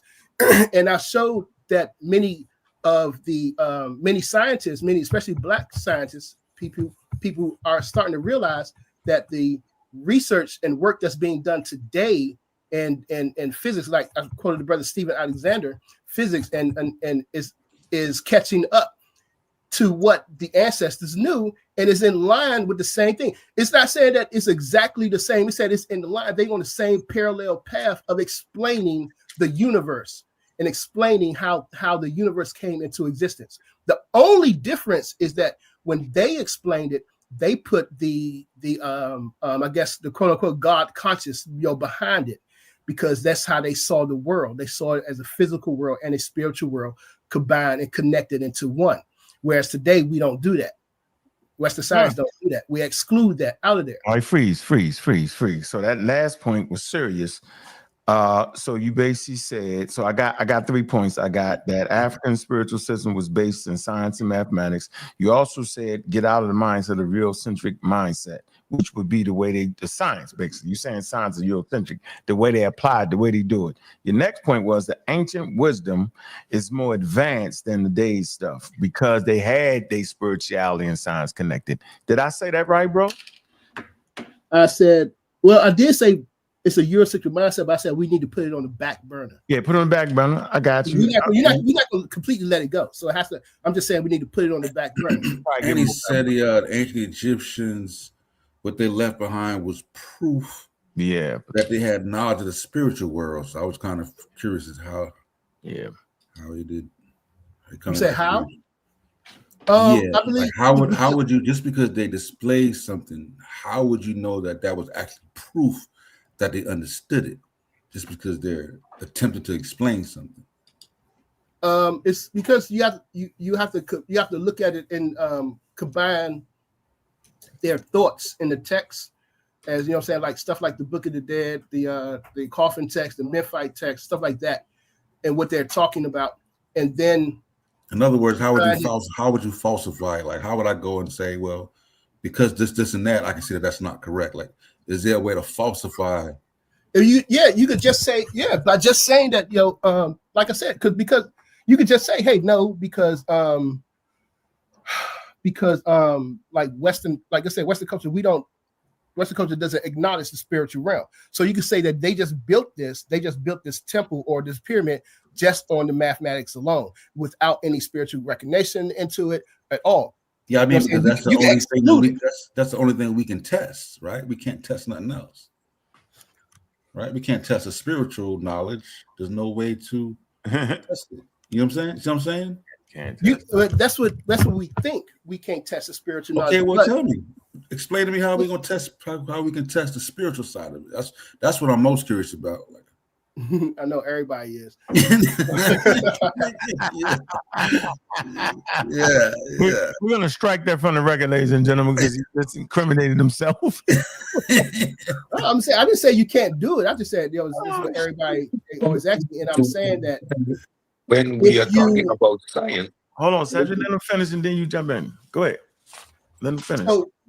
So as if we talk about Cedric, if we're talking about mathematics, when I'm looking at it in math, you have to understand that when you're dealing with math, you're dealing with subjects that don't deal with our physical world all the time. Abstract. You deal with abstract notions, and then you start to get into subjects where you're dealing with higher dimensions. Mm-hmm. So this is a part of what you learn. So what I'm saying is that they had an understanding of this, not the same way that we understand it today, but they had an understanding of it. All right, freeze it. I'm gonna let Cedric get in. Let me say this, Kyle. Thanks for that super chat. Yo, he say, Buddy is blending doing the task with understanding the modern science that explains said tasks. Man, appreciate that donation right there. Big up to Sister Sci-Fi, man. Appreciate that cash app. That's love. You know, you always doing it like you're supposed to. You know, Kyle, you know, you already did your thing this year. Met you. Met you at the daggone joint. Appreciate you, bro. All right, so Cedric, what do you guys say? So right now, I would like to say, Mr. Hercules, you're in trouble. And there's some reasons why you're in trouble right now. I don't think you have ideas in your head, but you have not tried them on a group of scientifically literate people. Now, this is the process for all of us to learn now. You've put your ideas out there. We see it, right? Now we can tell you where your mistakes are. Now we can tell you how what you're saying ain't nowhere close to being real. But go ahead, Cedric, and then we got some ideas we need to tease out. Go ahead, Cedric. First of all, the whole exercise is anachronistic and it's not done. It's called, fundamentally, it's called post-hoc rationalization. We're trying to retrofit modern ideas and concepts onto ancient people's belief system.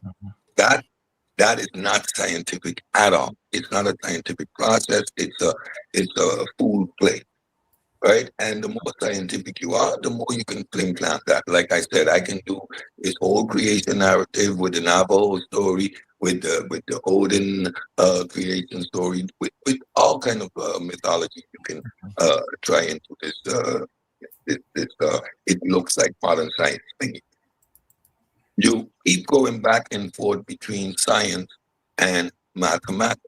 Mathematical equations can be abstract and have nothing to do with reality. There's two different things. When you apply mathematics to science, it's the proof of the evidence that we have. So your foundation, you're fundamentally flawed. You're building your whole narrative on something that is anachronistic and fallacious. That alone in itself is a non-starter. Then, how does gravity work anywhere else? Would an African study gravity any other way than we would do anywhere else in the world? Because science is universal. So you put science in a European frame of reference where science itself is universal. These calculations, these analysis, the application of methodology is universal. So I don't see how we're even having this conversation. It's a non-starter. It's esoterics one-on-one. Esoterics. Want me to respond? Go ahead. Go ahead. You want to respond? You go ahead. So I'll go mute. I'll talk to somebody. The analysis of say how if you're reading the text, how else if you're not going to use the modern day science, modern day knowledge of what we know today, how else do you explain what they knew? How else do you to translate what they knew in today's understanding? How else do you do? How would you do that? Excluding modern day science, excluding the science that we know today. How do you translate what they knew so we can understand? I'm gonna give you an example. Watch this. And this is gonna be a real wild example. If you go to an area where a tribe is wiping their ass with leaves, you can safely say they have not invented toilet paper yet. That's my answer. See how you can tell? You could tell. Like, why would you use a leaf if you had invented toilet paper and understood how to press that together and process it from a tree and make the paper? There you go. If you ain't writing, you can safely say, if you got oral tradition, you can safely say they have not advanced to writing. It's simple, bro. So we know what they was capable of. We don't know the things, everything that they did, but we have a pretty good idea, right? What you're doing is you're crossing that barrier. No, hold up. No, just because they haven't invented toilet paper doesn't mean they didn't clean themselves. I didn't say that. But not inventing toilet paper is not that's not the same as them cleaning themselves. He didn't say that. He didn't say that. So you assume you assume that somebody didn't invent toilet paper, and they not being clean. That's they clean themselves. Let me say this. I did this for a reason. Watch this. Does not paper come? Paper comes from what, yo? Tree leaves, and right? Papyrus. Does not a leaf come from a tree? Exactly. See, they're both using the damn tree though. See, you get that right? Well, one is taking the leaf and wiping his ass, and the other one is processing it. And you see the difference, bro? That doesn't mean you're not cleaning it, because I was in the Marines. Sometimes you have to wipe your ass with a leaf. It worked, but it ain't, you know, it's all right, but then you don't want to stay with it. So it's the same. So it's the same results, just different methods. Right. Okay. One is more advanced. One is easy to get rid of and flush it down the toilet. And I would say one is a more productive. One of the way most wiping my ass with leaves, that ain't gonna get it out. Yeah, one gonna leave your ass stank. Yeah, but I don't understand. First of all, overseas they don't just wipe their ass; they wash. Okay, they don't just wipe; they wash. Yeah, so I don't understand how that. No, I got you. We getting away from the point though. You come back to the point. For example, I'm gonna give you another example. If you don't have electricity, if you didn't develop electricity yet, you don't understand the quantum world. If you don't have running water and plumbing, you're not really there with basic physics now, are you? Yes, indeed. Now, you said that before, and that is not true whatsoever, because obviously you didn't take fucking physics, because you don't need to know electricity to understand the quantum world.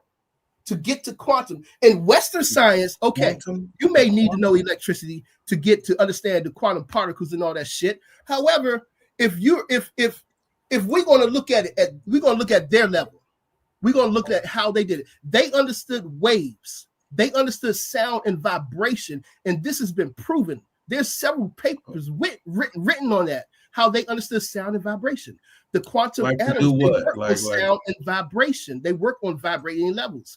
So you can't say that you need to know vibration to do what? To understand the quantum level. That is not true whatsoever. Whoa, where are you? Okay, so I would love to. That sounds love to see that. Yeah, go get the paper, yo. That's pretty interesting. If you can drop that in the private chat, we can kind of look at that one. That'd be dope. No alert. This is a moment to hit the tab.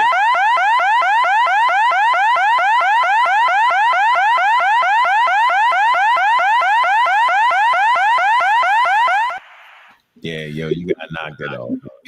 Like, man, so I'm trying to. That was spot on perfect timing, because he was doing some extra right there. Like, I'm trying to work with you, right, Mansa? But you got like you got the Mandinka Mansa with the Greek Hercules, glory to Hera. The Roman Hercules throwing me off, bro. Like not even Greek. So it's the Roman version. How do you say that? Yeah, you throw me off. You know, the original Greek, you throw me off with that, bro. Like, I got a red flag. He's doing a presentation of African spirituality, and we're stuck in Egypt. We got a red flag, bro. Yeah, you got a red flag, man. Who's Pan-African and Proud? Who's Pan-African and Proud? Who's that?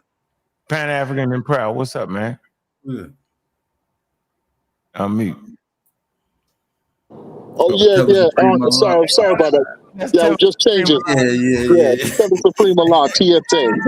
I get paid by the federal government, man. They make sure my check comes even during the government shutdown. You know what I'm saying? But yeah, man. We got an agent on the show. We got a agent number 2 in the building. Oh, number 1. I'm number 2.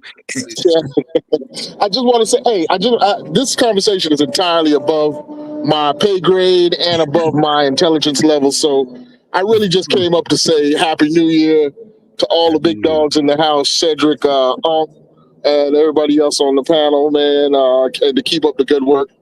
When we're ready to challenge FBA, I'll be back on, but I'm just enjoying the conversation. We're going to get back there. Yeah, we right there. Happy New Year, fam. Yeah, we right there, yo. We challenging them, yo. That you got to understand what we're doing. It's not even above your pay grade.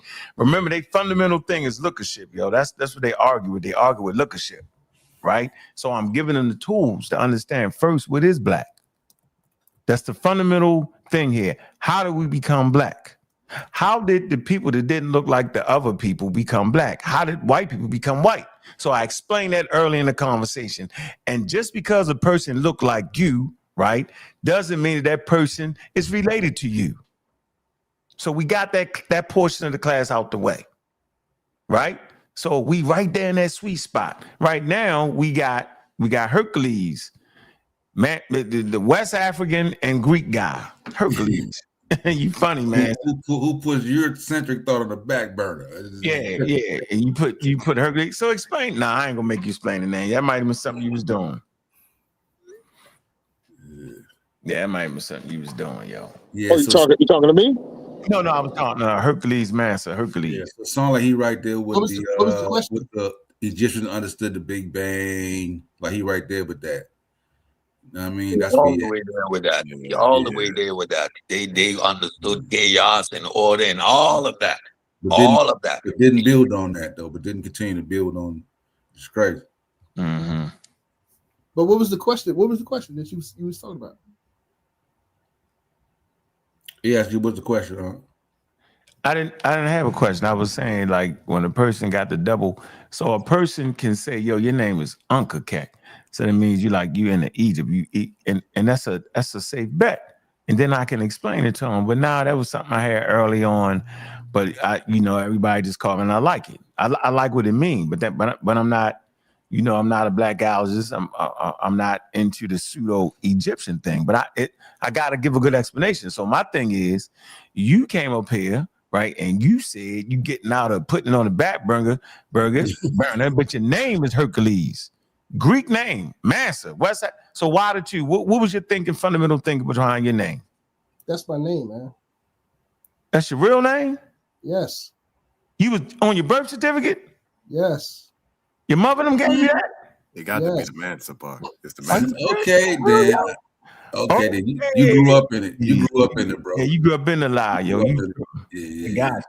Yeah, I understand. I understand. No, let me take that back. I ain't gonna disrespect your parents. Yeah, I'm good. Yeah, we good. Yeah, we good on that. I ain't gonna do that. That ain't right. Can I ask Hercules a question? At least the romance. Everybody in here done changed their names like 7 times. Everybody done changed their names about 7 times. I ain't never changed my name. Hey, No, respect, Joe. Respect. I didn't. Joe. Yeah, I didn't want to. Joel add the hyphen. His mom ain't put no hyphen in no dog. I didn't change my name. I got you, brother. Okay, yeah, I guess you from that standpoint. Okay, yes, I changed my name. Would you happen to be Haitian, Hercules? Are you from the island of Haiti? No, I'm from here. I'm from the States. Okay. Then that would have been cool if you were from Haiti, man. Hey man, you know what? If he was from Haiti, his name would likely have been born on a birth certificate Gene, and then he could call himself Hercules Gene. And they've been talking a lot about the Hercules gene in the news over the last a year or two in terms of genetics. So that would have been really cool, the double entendre of Hercules gene. That's all I had to say. Yeah. You mean John?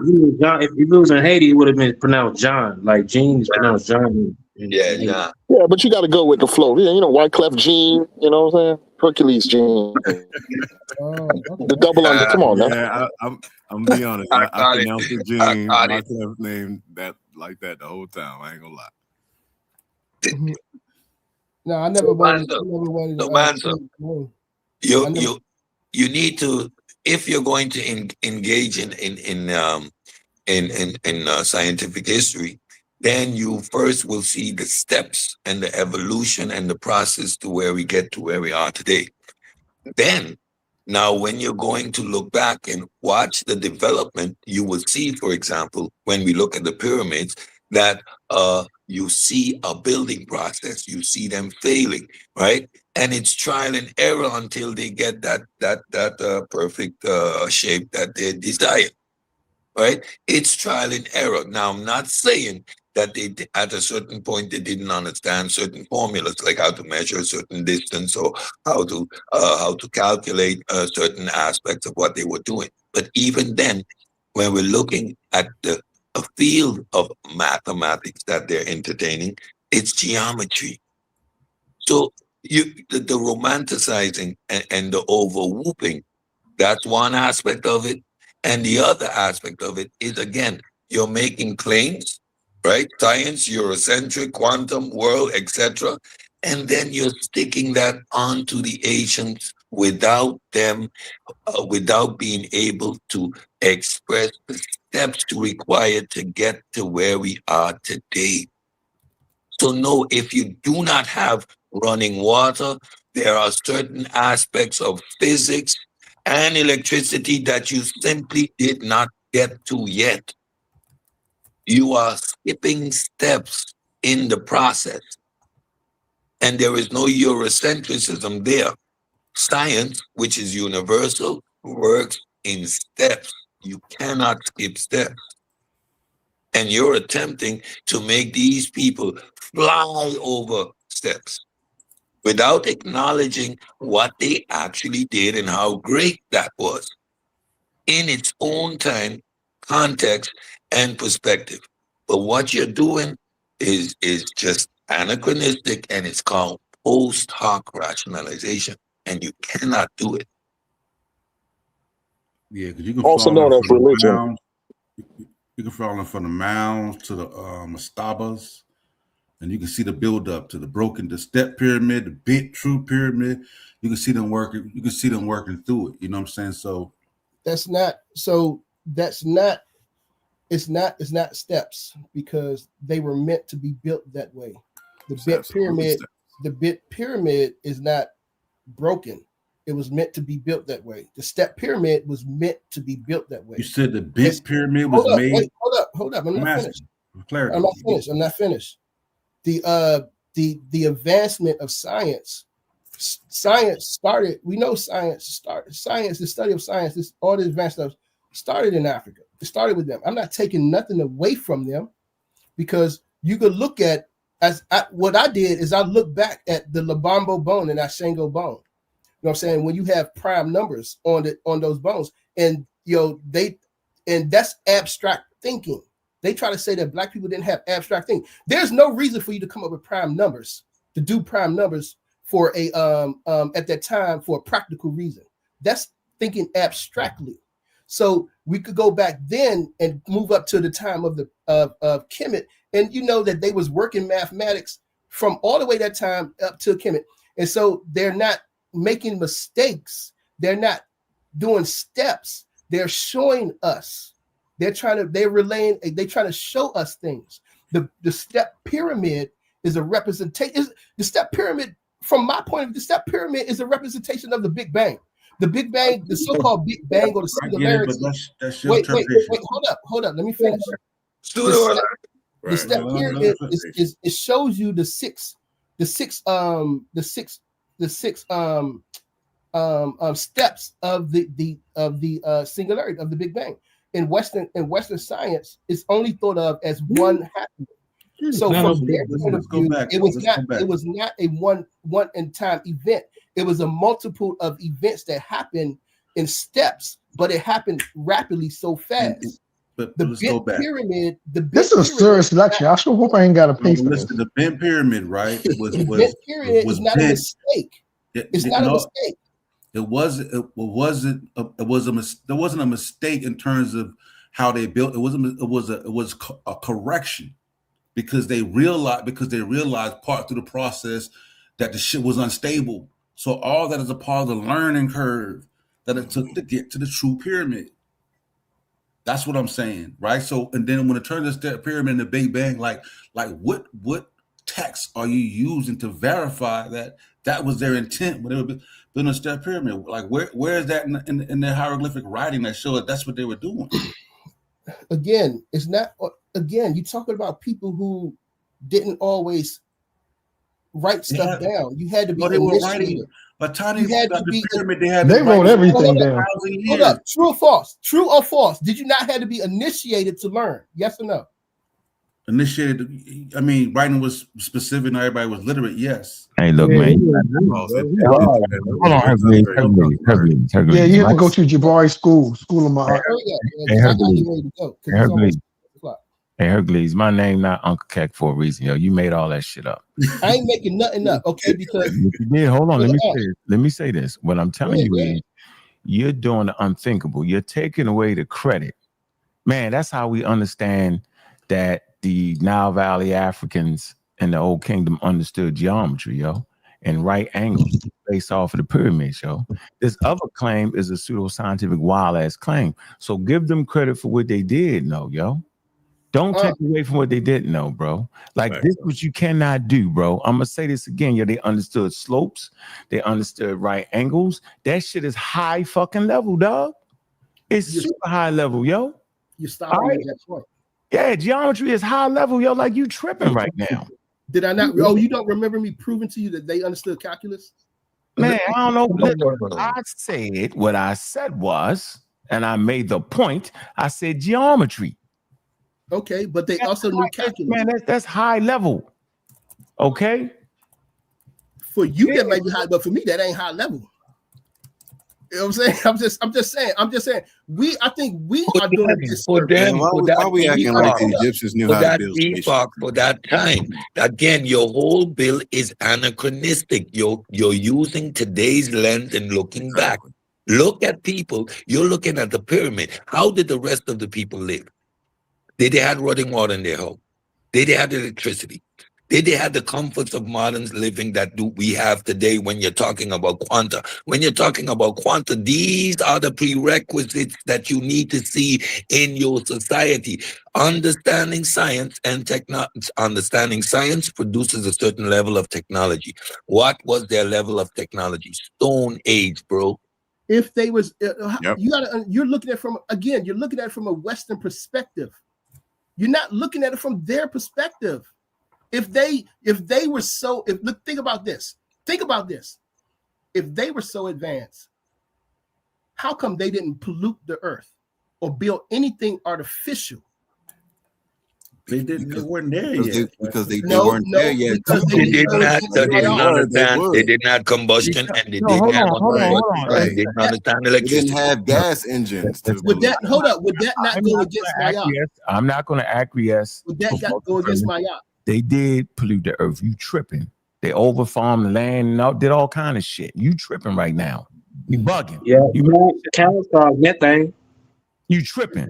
You just talking they go right against now. my yacht. Show me where they went against my yacht. Nigga, they killed by keeping slaves, by killing innocent people. They went against my yacht. Why we gotta do this with Egypt? We do this for everything else. I swear, yo. Hold up. I need to go. I need to finish with this. When I talked about the step pyramid, the one thing of the step pyramid, like I said, it is a demonstration of the 6 steps of creation. And that's why they built it that way. And when you take the volume of the creation area, got 6 steps. Hold up, no. When you wait.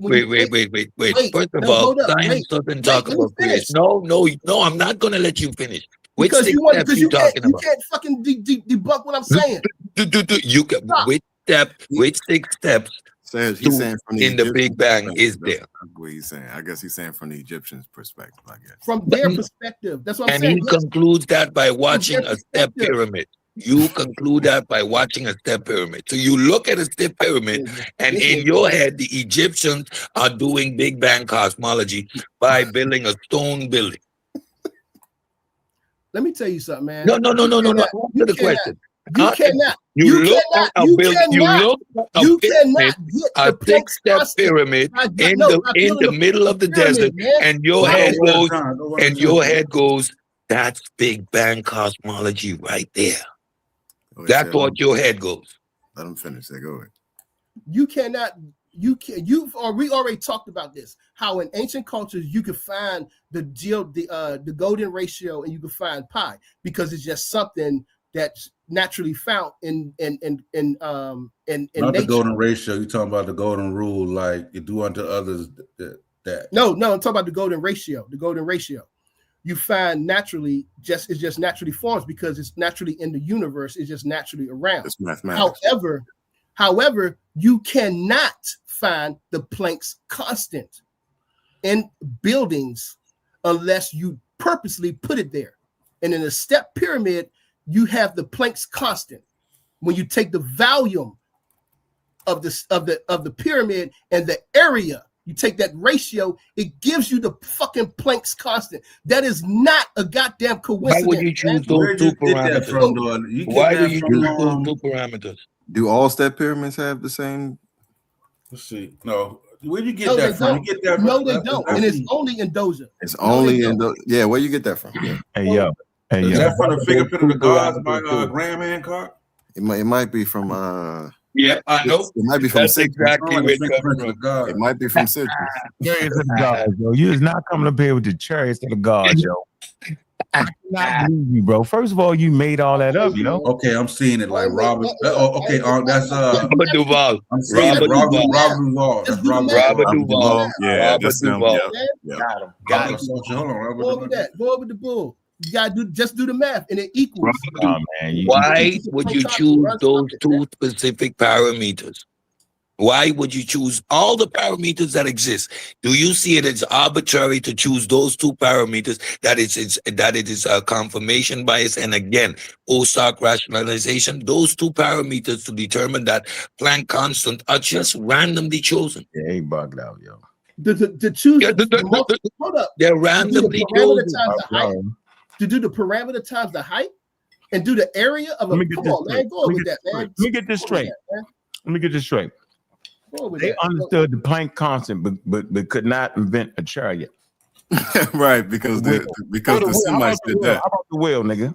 Right. You mean to tell me, yo, that they understood high level and couldn't apply it to a wheel? Why you, man? I'm not. Again, you guys stuck on this Eurocentric ideology of what they should have, what they should have. You stuck on this Eurocentric ideology of what they should have. No, we're saying they knew this, but they should have did this. Yeah, but they overworked labor because they didn't apply wheels. What we're saying is that once you gain a particular type of knowledge, other knowledge transfers over, like something. Absolutely. It builds upon something else. So when you see one knowledge, another type of knowledge goes with that.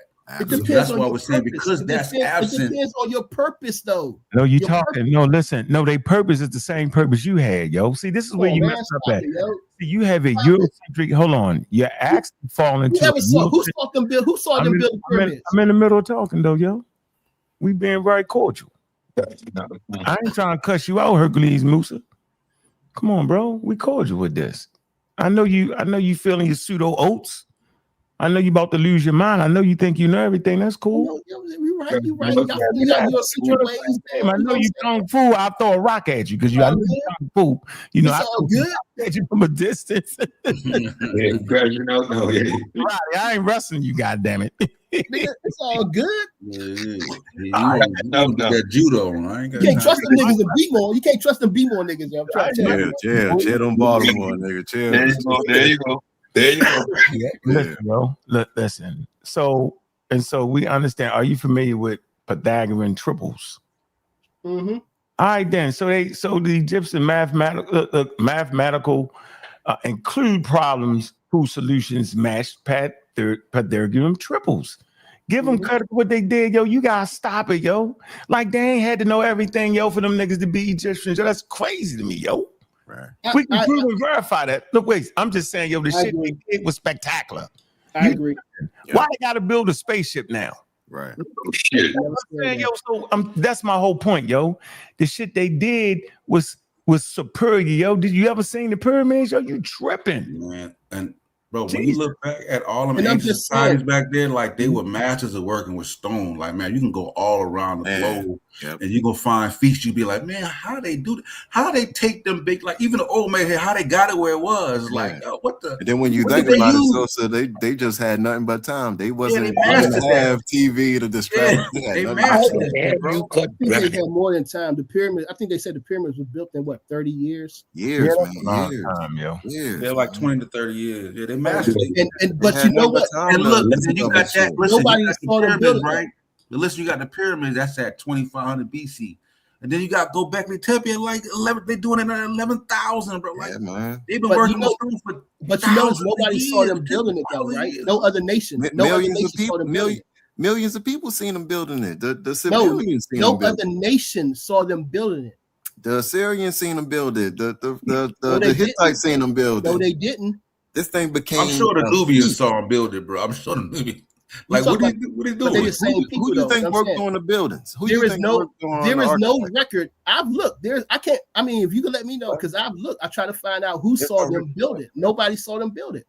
I think they did, yeah, because they got some of the materials they got from Levantian region, shit like that. Everybody's seen them build it, just like you see a building get built today. Yeah, but I mean, it took 20 to 30 years. They ain't watched the whole thing in one day. Yo, I drive by buildings being built all the time. Right? How difficult? But there's no record of it though. How come no other for like 40 years? What kind of? Hold on, man. Look it up. Try to find. I'm just saying. I couldn't find a record of any other nation.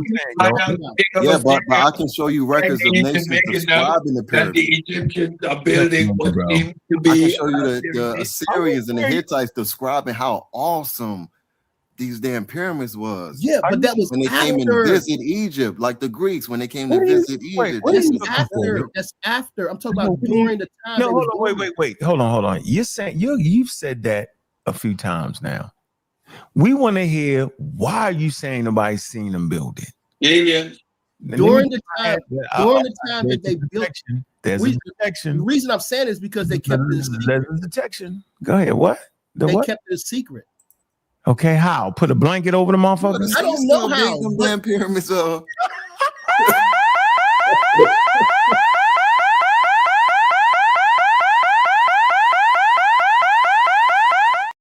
Man, so you can't keep a Good secret. job. Spot on. Keep a secret with 10,000 people over 20, 30 years. I need you to know. Niggas can't keep a secret with 2 days. All I need y'all to do is find a nation that talked about them building the pyramids. I told you this. No. During the time that they were doing it, not after. Don't make me do it. I mean, when they doing it, they're probably thinking, they're like, what the hell they doing? I'm about to say you want an actual text that say, "Hey, we're seeing the Egyptians build these pyramids." Yeah, what's going on? Was they not doing trade? I am King Isaiah of the Assyrians, and today I need to make a special note in history. The Egyptians are building a pyramid so that Manta knows that we know. Whatever, yo. I gotta go, man. All right, fam. Y'all talk a lot of trash, but you know what I'm saying. You gotta come back through. You seem like a reasonable brother. What do you want to see, though? You can't breathe right now, yo. Oh, I got it. Nah, man, I gotta go, man. I got something to do. Yeah, but come back and build some more, bro. Come back and build again sometime, round two right now, you realize your eye gonna swell up. You know how whatever, yo. My blocks are perfect, yo. My blocks are eyes good, swell up. Look, by the time you get home, your eye gonna swell up, your lip broke. You don't know it right now. Later you gonna feel it. Puffed up, yo. It's in the middle of the fight right now. Your adrenaline flowing. All right. All right, y'all. I'm out. Appreciate you, bro. Peace, man. Happy New Year to you, bro. All right, Hurt. Sosa took Hercules' strength, man, when he asked him that question about. He said, "How you validate that scientifically?" He was like, "Oh snap!" Oh snap! Look, you motherfuckers don't know what you're talking about. Yeah, validate spirituality is crazy. That man said they hid the pyramids. For 30 years. I'm building the largest monument for the world to see my power, but it is a secret. Don't tell anybody. Nigga, what the life expectancy was what, 30? 30 years. They was dead, but that's what happened. Niggas died. They had to work under the blanket. I'm crazy. Man, they probably like 15,000 people kept a secret for 30 years, man. Hold on the blanket. Saw it up real quick. Hey, yo, we got to move this damn obelisk by boat, but hey, what y'all doing? Ain't nothing, man. We have a little cookout. Dog. We ain't doing much, man.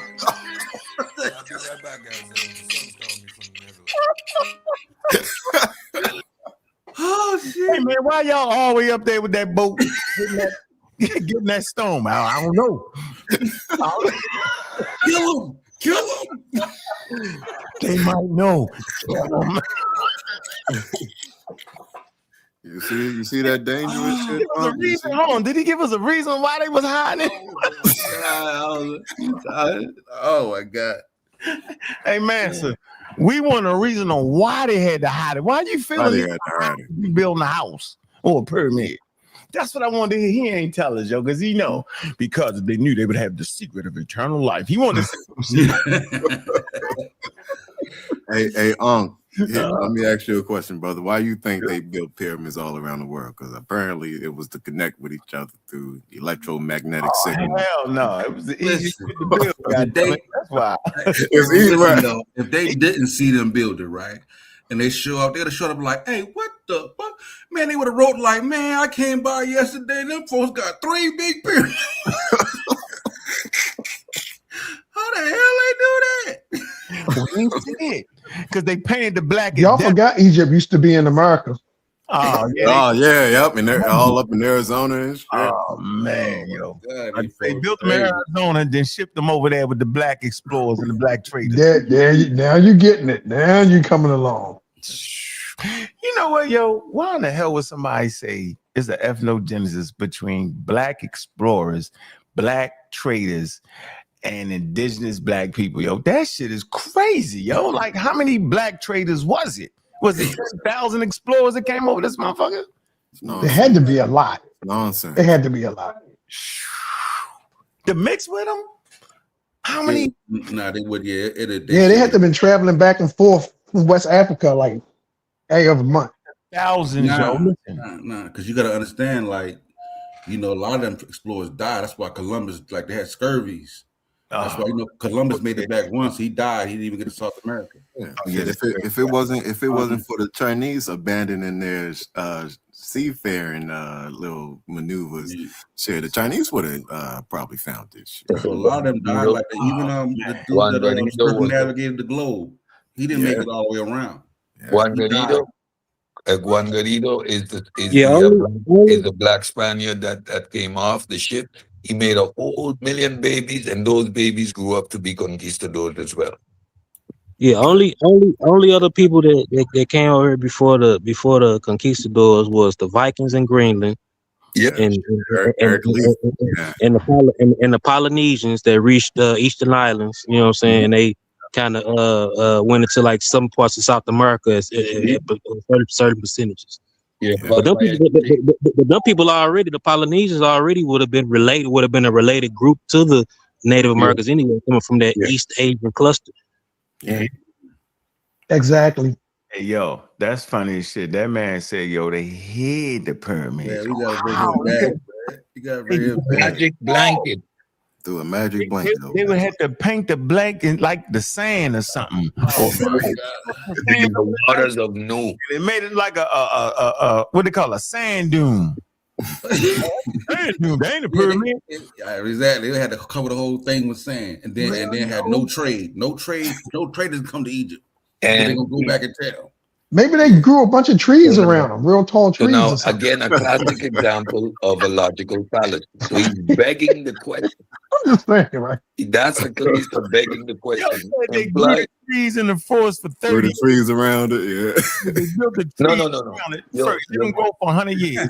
Once the land dried up, trees died, and then everybody knew it. You're getting wood from all the way in Syria. In Sidon, yeah, absolutely. You're getting wood all the way in Syria, but they don't know that you're building pyramids. Right. You got Assyrian workers, Canaanite workers. Right. You got in the corridor of all keeping a secret. Movement. All of them keeping a secret though. But it's a secret. 1,000 people keeping a secret for 30 years. It's a secret, but Assyrians are working there. We have records. Canaanites, we have records. So we have these records from these different civilizations. But that's crazy, man. Yeah, that nigga was funny, yo. He tried. And the biggest problem, Cedric, is they gonna teach children this shit. And that's the biggest problem. Yep. And he's convinced of it. He built his that's whole argument on a fallacious reason and doesn't want to take a slow down. Mind you, he is talking about fourth and fifth dimensions, applying mathematics, and then talking about a Eurocentric mind frame. You see what I'm talking about? How can you be all over the place? What is this African centeredness that you are going to apply here, which is going to exclude the Greek philosophy, which is the foundation of the mathematics you're talking about? When you look back, we are seeing high-level geometry. We know that is an aspect of mathematics. Hello, yo. But you equate that to full mathematical understanding. Angles, yo, you understood right angles, yo. Come on, yo. They was ahead of their time. What more you want out of them? Right. Like, what more do you want? Right. The hell's going on, yo? So now a 6-step pyramid, you go in the desert, and the Egyptians said, you know what, if we build a 6-step pyramid, this is going to be evidence of us understanding Big Bang cosmology. He said that? He said that. No, that's what the 6-step pyramid represents. That man did not say that, yo. He said the 6-step pyramids represent the 6 steps of creation. That's when I stopped him. So I asked him if Big Bang cosmology has 6 steps. What are these steps? And he flew off the handle. And I keep asking him. So you're telling me, man. So if I go to the pyramids right now, I look at the 6-step pyramid, and what's going to come to my mind is Big Bang cosmology. How did you do that? That's amazing. Man. So we gotta find some non-Egyptian eyewitnesses, yo. Man, let's see. Egyptian eyewitnesses documentation inside of Egypt. Foreign description come much later, a millennium after. Outside of description of the Greeks, all right. Could the neighboring people have seen it anyway? Let me see. I don't know why that's important though, yo. I'm trying. It's not important. That's that bullshit, man. It ain't important. It's begging the question, huh? That's he ain't said that for no reason. He looking for a source that probably don't exist because they probably wasn't worried about documenting. Why would I, the Assyrian king, mention in my records that the Egyptians are building something which I have no idea what for or why? I probably died after 10 years. The thing took 30 years to build. I don't even know what the hell they're building. What am I going to write about? And why would it be relevant to me? You know, if it's not a weapon that's going to shoot them, like they will. He probably like they always building shit. Who cares? As long as they trying to get there. Exactly. Domania, yo. Yeah. Definitely Egypt influenced everybody and nobody influenced Egypt. Yeah. Well, how you think they got them damn chariots moving around? Egyptomania 101. First of all, he's talking, he started his whole build about African spirituality and science. First of all, I stopped him there. I said, wait a minute, which collective Africa? He connects some superficial dots to claim that there's a red line throughout Africa with the same spirituality, and then focus his whole bill on Egypt. Egyptomania 101. And again, he's doing all the anachronisms and all the logical fallacies that he expressed here tonight again, right? So you're building your whole narrative on a flawed premise. Like we can't get past go. What you're doing is anachronistic and post hoc rationalization. You're shoehorning modern concepts into ancient cosmology and ancient systems. He got the hop. He got the post hop. He came in hot this, yo. Yeah. Oh man. So let me add this to the equation right here. That was funny. So we talked about the articles about as the title of the show. You know, we like to get off the rails and jump back on the rails, right? So it's LookerShip, okay? And we explain why it's a red flag. Oh, and so I want to make a point here off this document of what's really going on. Why are we fighting against people talking about what they saw? Right? Is that not important?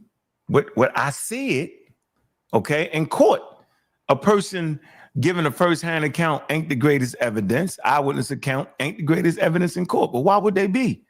Because they start to understand that all of us on this panel can see an event and have different statements of fact behind it.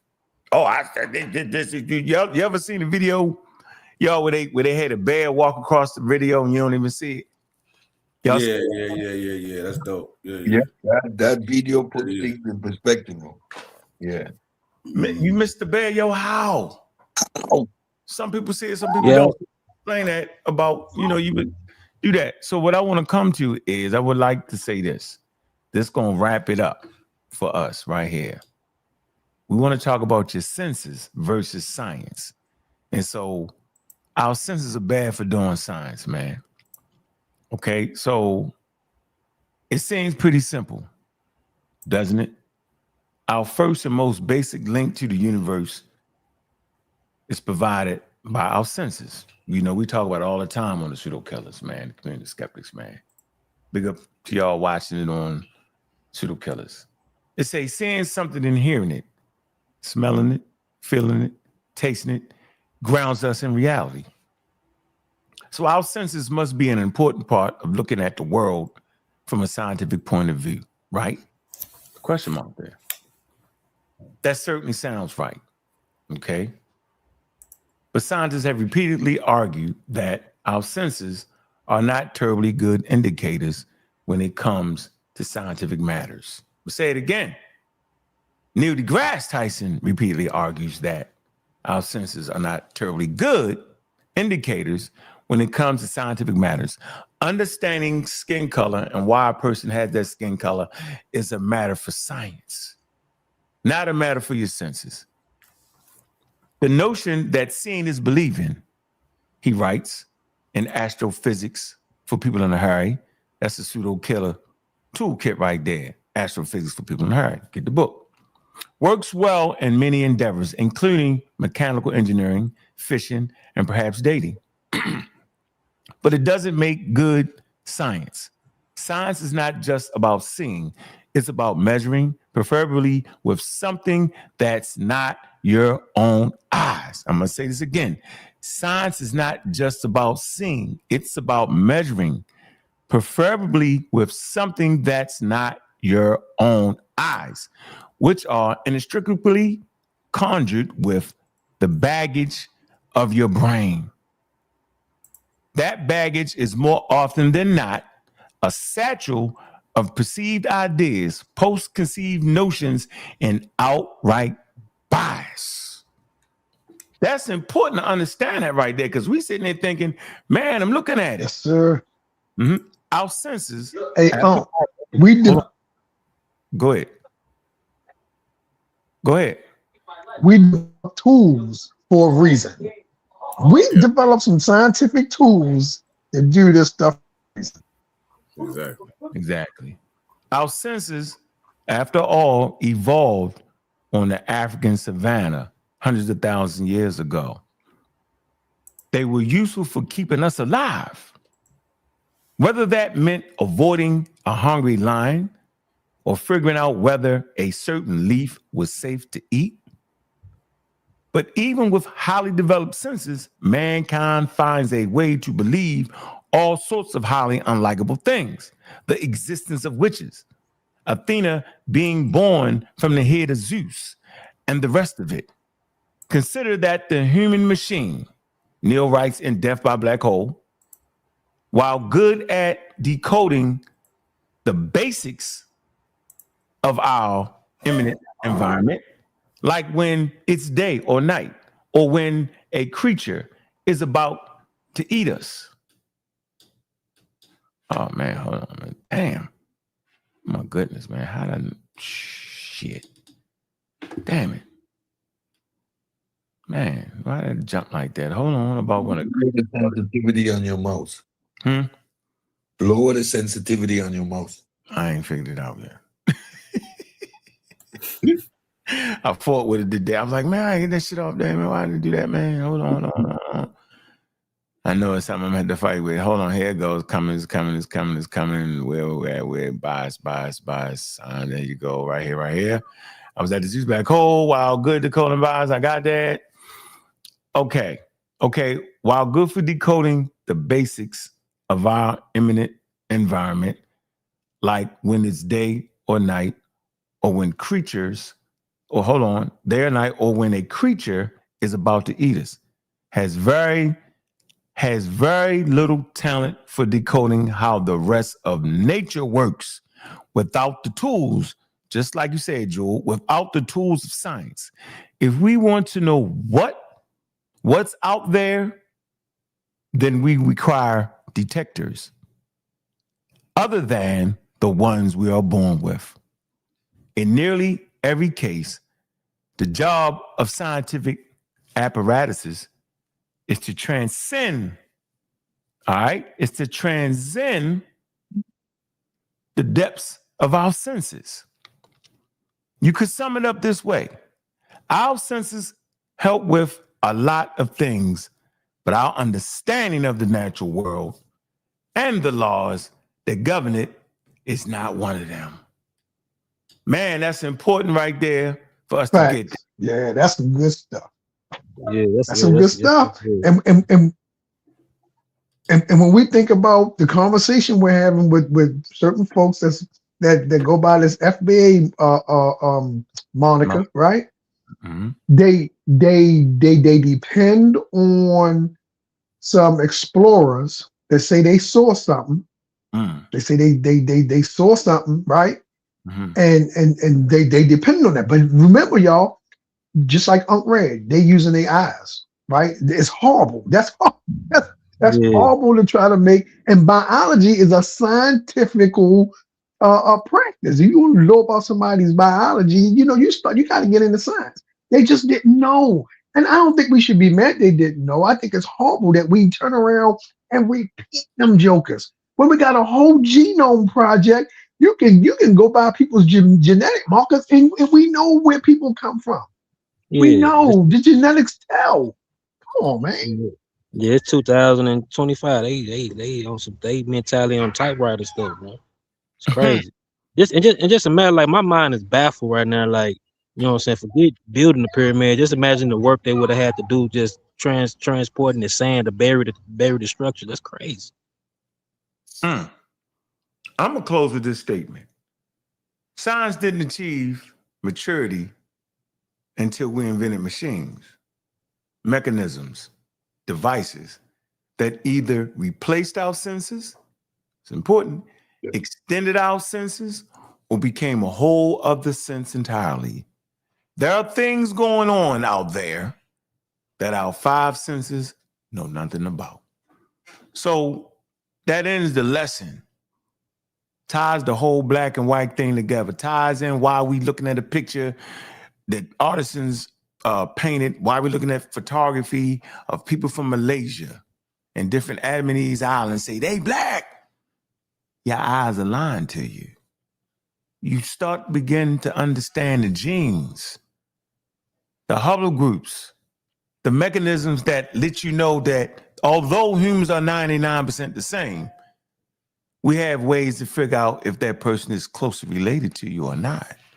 So just because you see that they got the same skin color, maybe the same type of hair, same type of lips, whatever, that doesn't mean that they are related to you in that way. Facts. That is the lesson for the day. Go back and look at the download, man. Man, I know y'all about to get y'all thing together, man. It's 6:30 or something, man. I appreciate good goddamn going lesson, bro. Mm-hmm. Yes, indeed. Yes, indeed. Yeah, that's how we like to do it, man. Big up to Malcolm, man. Man, appreciate you, bro. All right. I know Malcolm, he's going to start teaching a class, right? Hopefully Sister Sci-Fi will join him, dealing with the medical things like that. You know, that's his profession. And, you know, we're going to keep that shit solid. You want to add something, Sosa, then we're going to go around?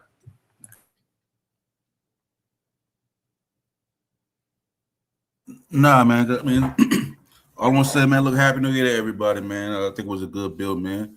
Shout out to everybody that came through, man. We got to get Master Hercules back through it, man. Sunturn, everybody, American Dream, the chat, everybody. Sister Software, man, we out. Yeah.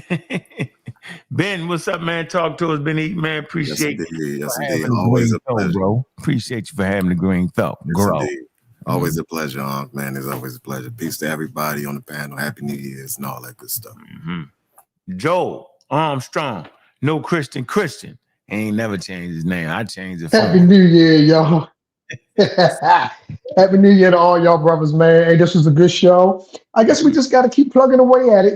I think we got to go over this a lot of times. I think you're doing an excellent job, I think eventually people will sit down. They're gonna say, "Man, Unc and them dudes over there, them serial killers, they crazy. Let me go read this and see what they talking about. They ain't making no sense." And then they'll probably sit there and be like, "God dang, them boys on to something." So we just got to keep plugging away at it, man. Just keep doing what you do. Happy New Year to y'all. Yeah, the Happy New Year's, man. We definitely gotta keep doing what we doing, man. Cedric Ortega, from the islands, man. Pseudo Killer Official, man. What's up? Well, Happy New Year's to everybody. Great show. We gonna just keep doing what we do. Science Undefeated. We understand that it takes steps, chipping away at it. We gonna get better at how we bring the information to you, but we gonna keep our foot on your neck at the same way, at the same time. Science is undefeated, and I'm gonna see y'all guys on the other side of 2025. That would be 2026. Yeah, man. We you know where we at with that, right? It's been a hell of a year, man. A whole lot of pseudos done fell. Pseudos down. The FBA.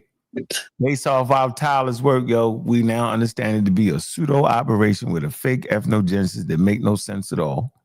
We firmly understand that Tariq Nasheed has created a business model, right, that should be copied, but put in its proper perspective. He's not teaching FBA history. His very model verifies that the very thing that he's calling FBA is not FBA. It's FBA pseudo is what it is. He has pseudo-mentries to back it up. His information is out of order and not on par with the scientific information and historical accuracy that Black scholars and Black scientists has brought to us. We refuse to listen to discredited white people, but would lead more to intelligent white and Black people. If you can understand the words coming out of my mouth, you can understand that y'all got to get that shit straight, man. It's important to do that, man. Appreciate you, Cedric, man. Stay on their heads, man, because you know we're going to stay right there. No diddy. Stay right there, on this gang we doing, man. Yeah, the No Flim Flam campaign continues. It's a straight up no flim flam campaign. You pop your head up with pseudoisms, we are forced to reckon with you. Y'all know that, man.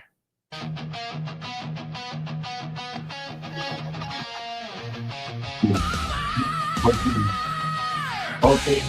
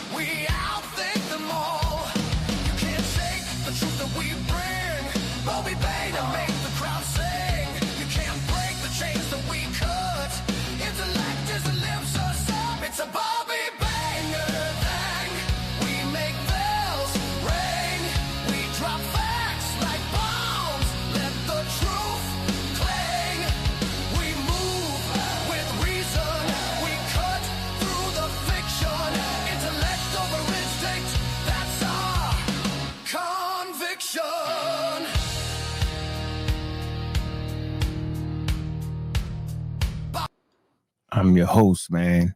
Bobby Banger, Y'all know what it is, man. Somebody in the chat say, what the hell is this?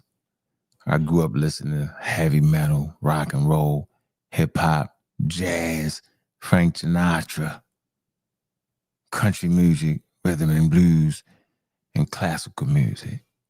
That, my man, is African American style.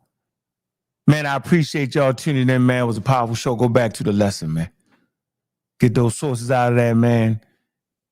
Get up to par, get up to speed, man. Appreciate everybody that's in the chat, man. It's always a healthy thing. Happy New Year, Sci-Fi. Appreciate you. Appreciate the support. The CCN, ha, ha, ha, ha, you're a funny guy. I'm not an expert. Appreciate you, man. Seaside Vibes, man. Appreciate you, man. Sonic, man, you know what it is, man. The FBA is the feds.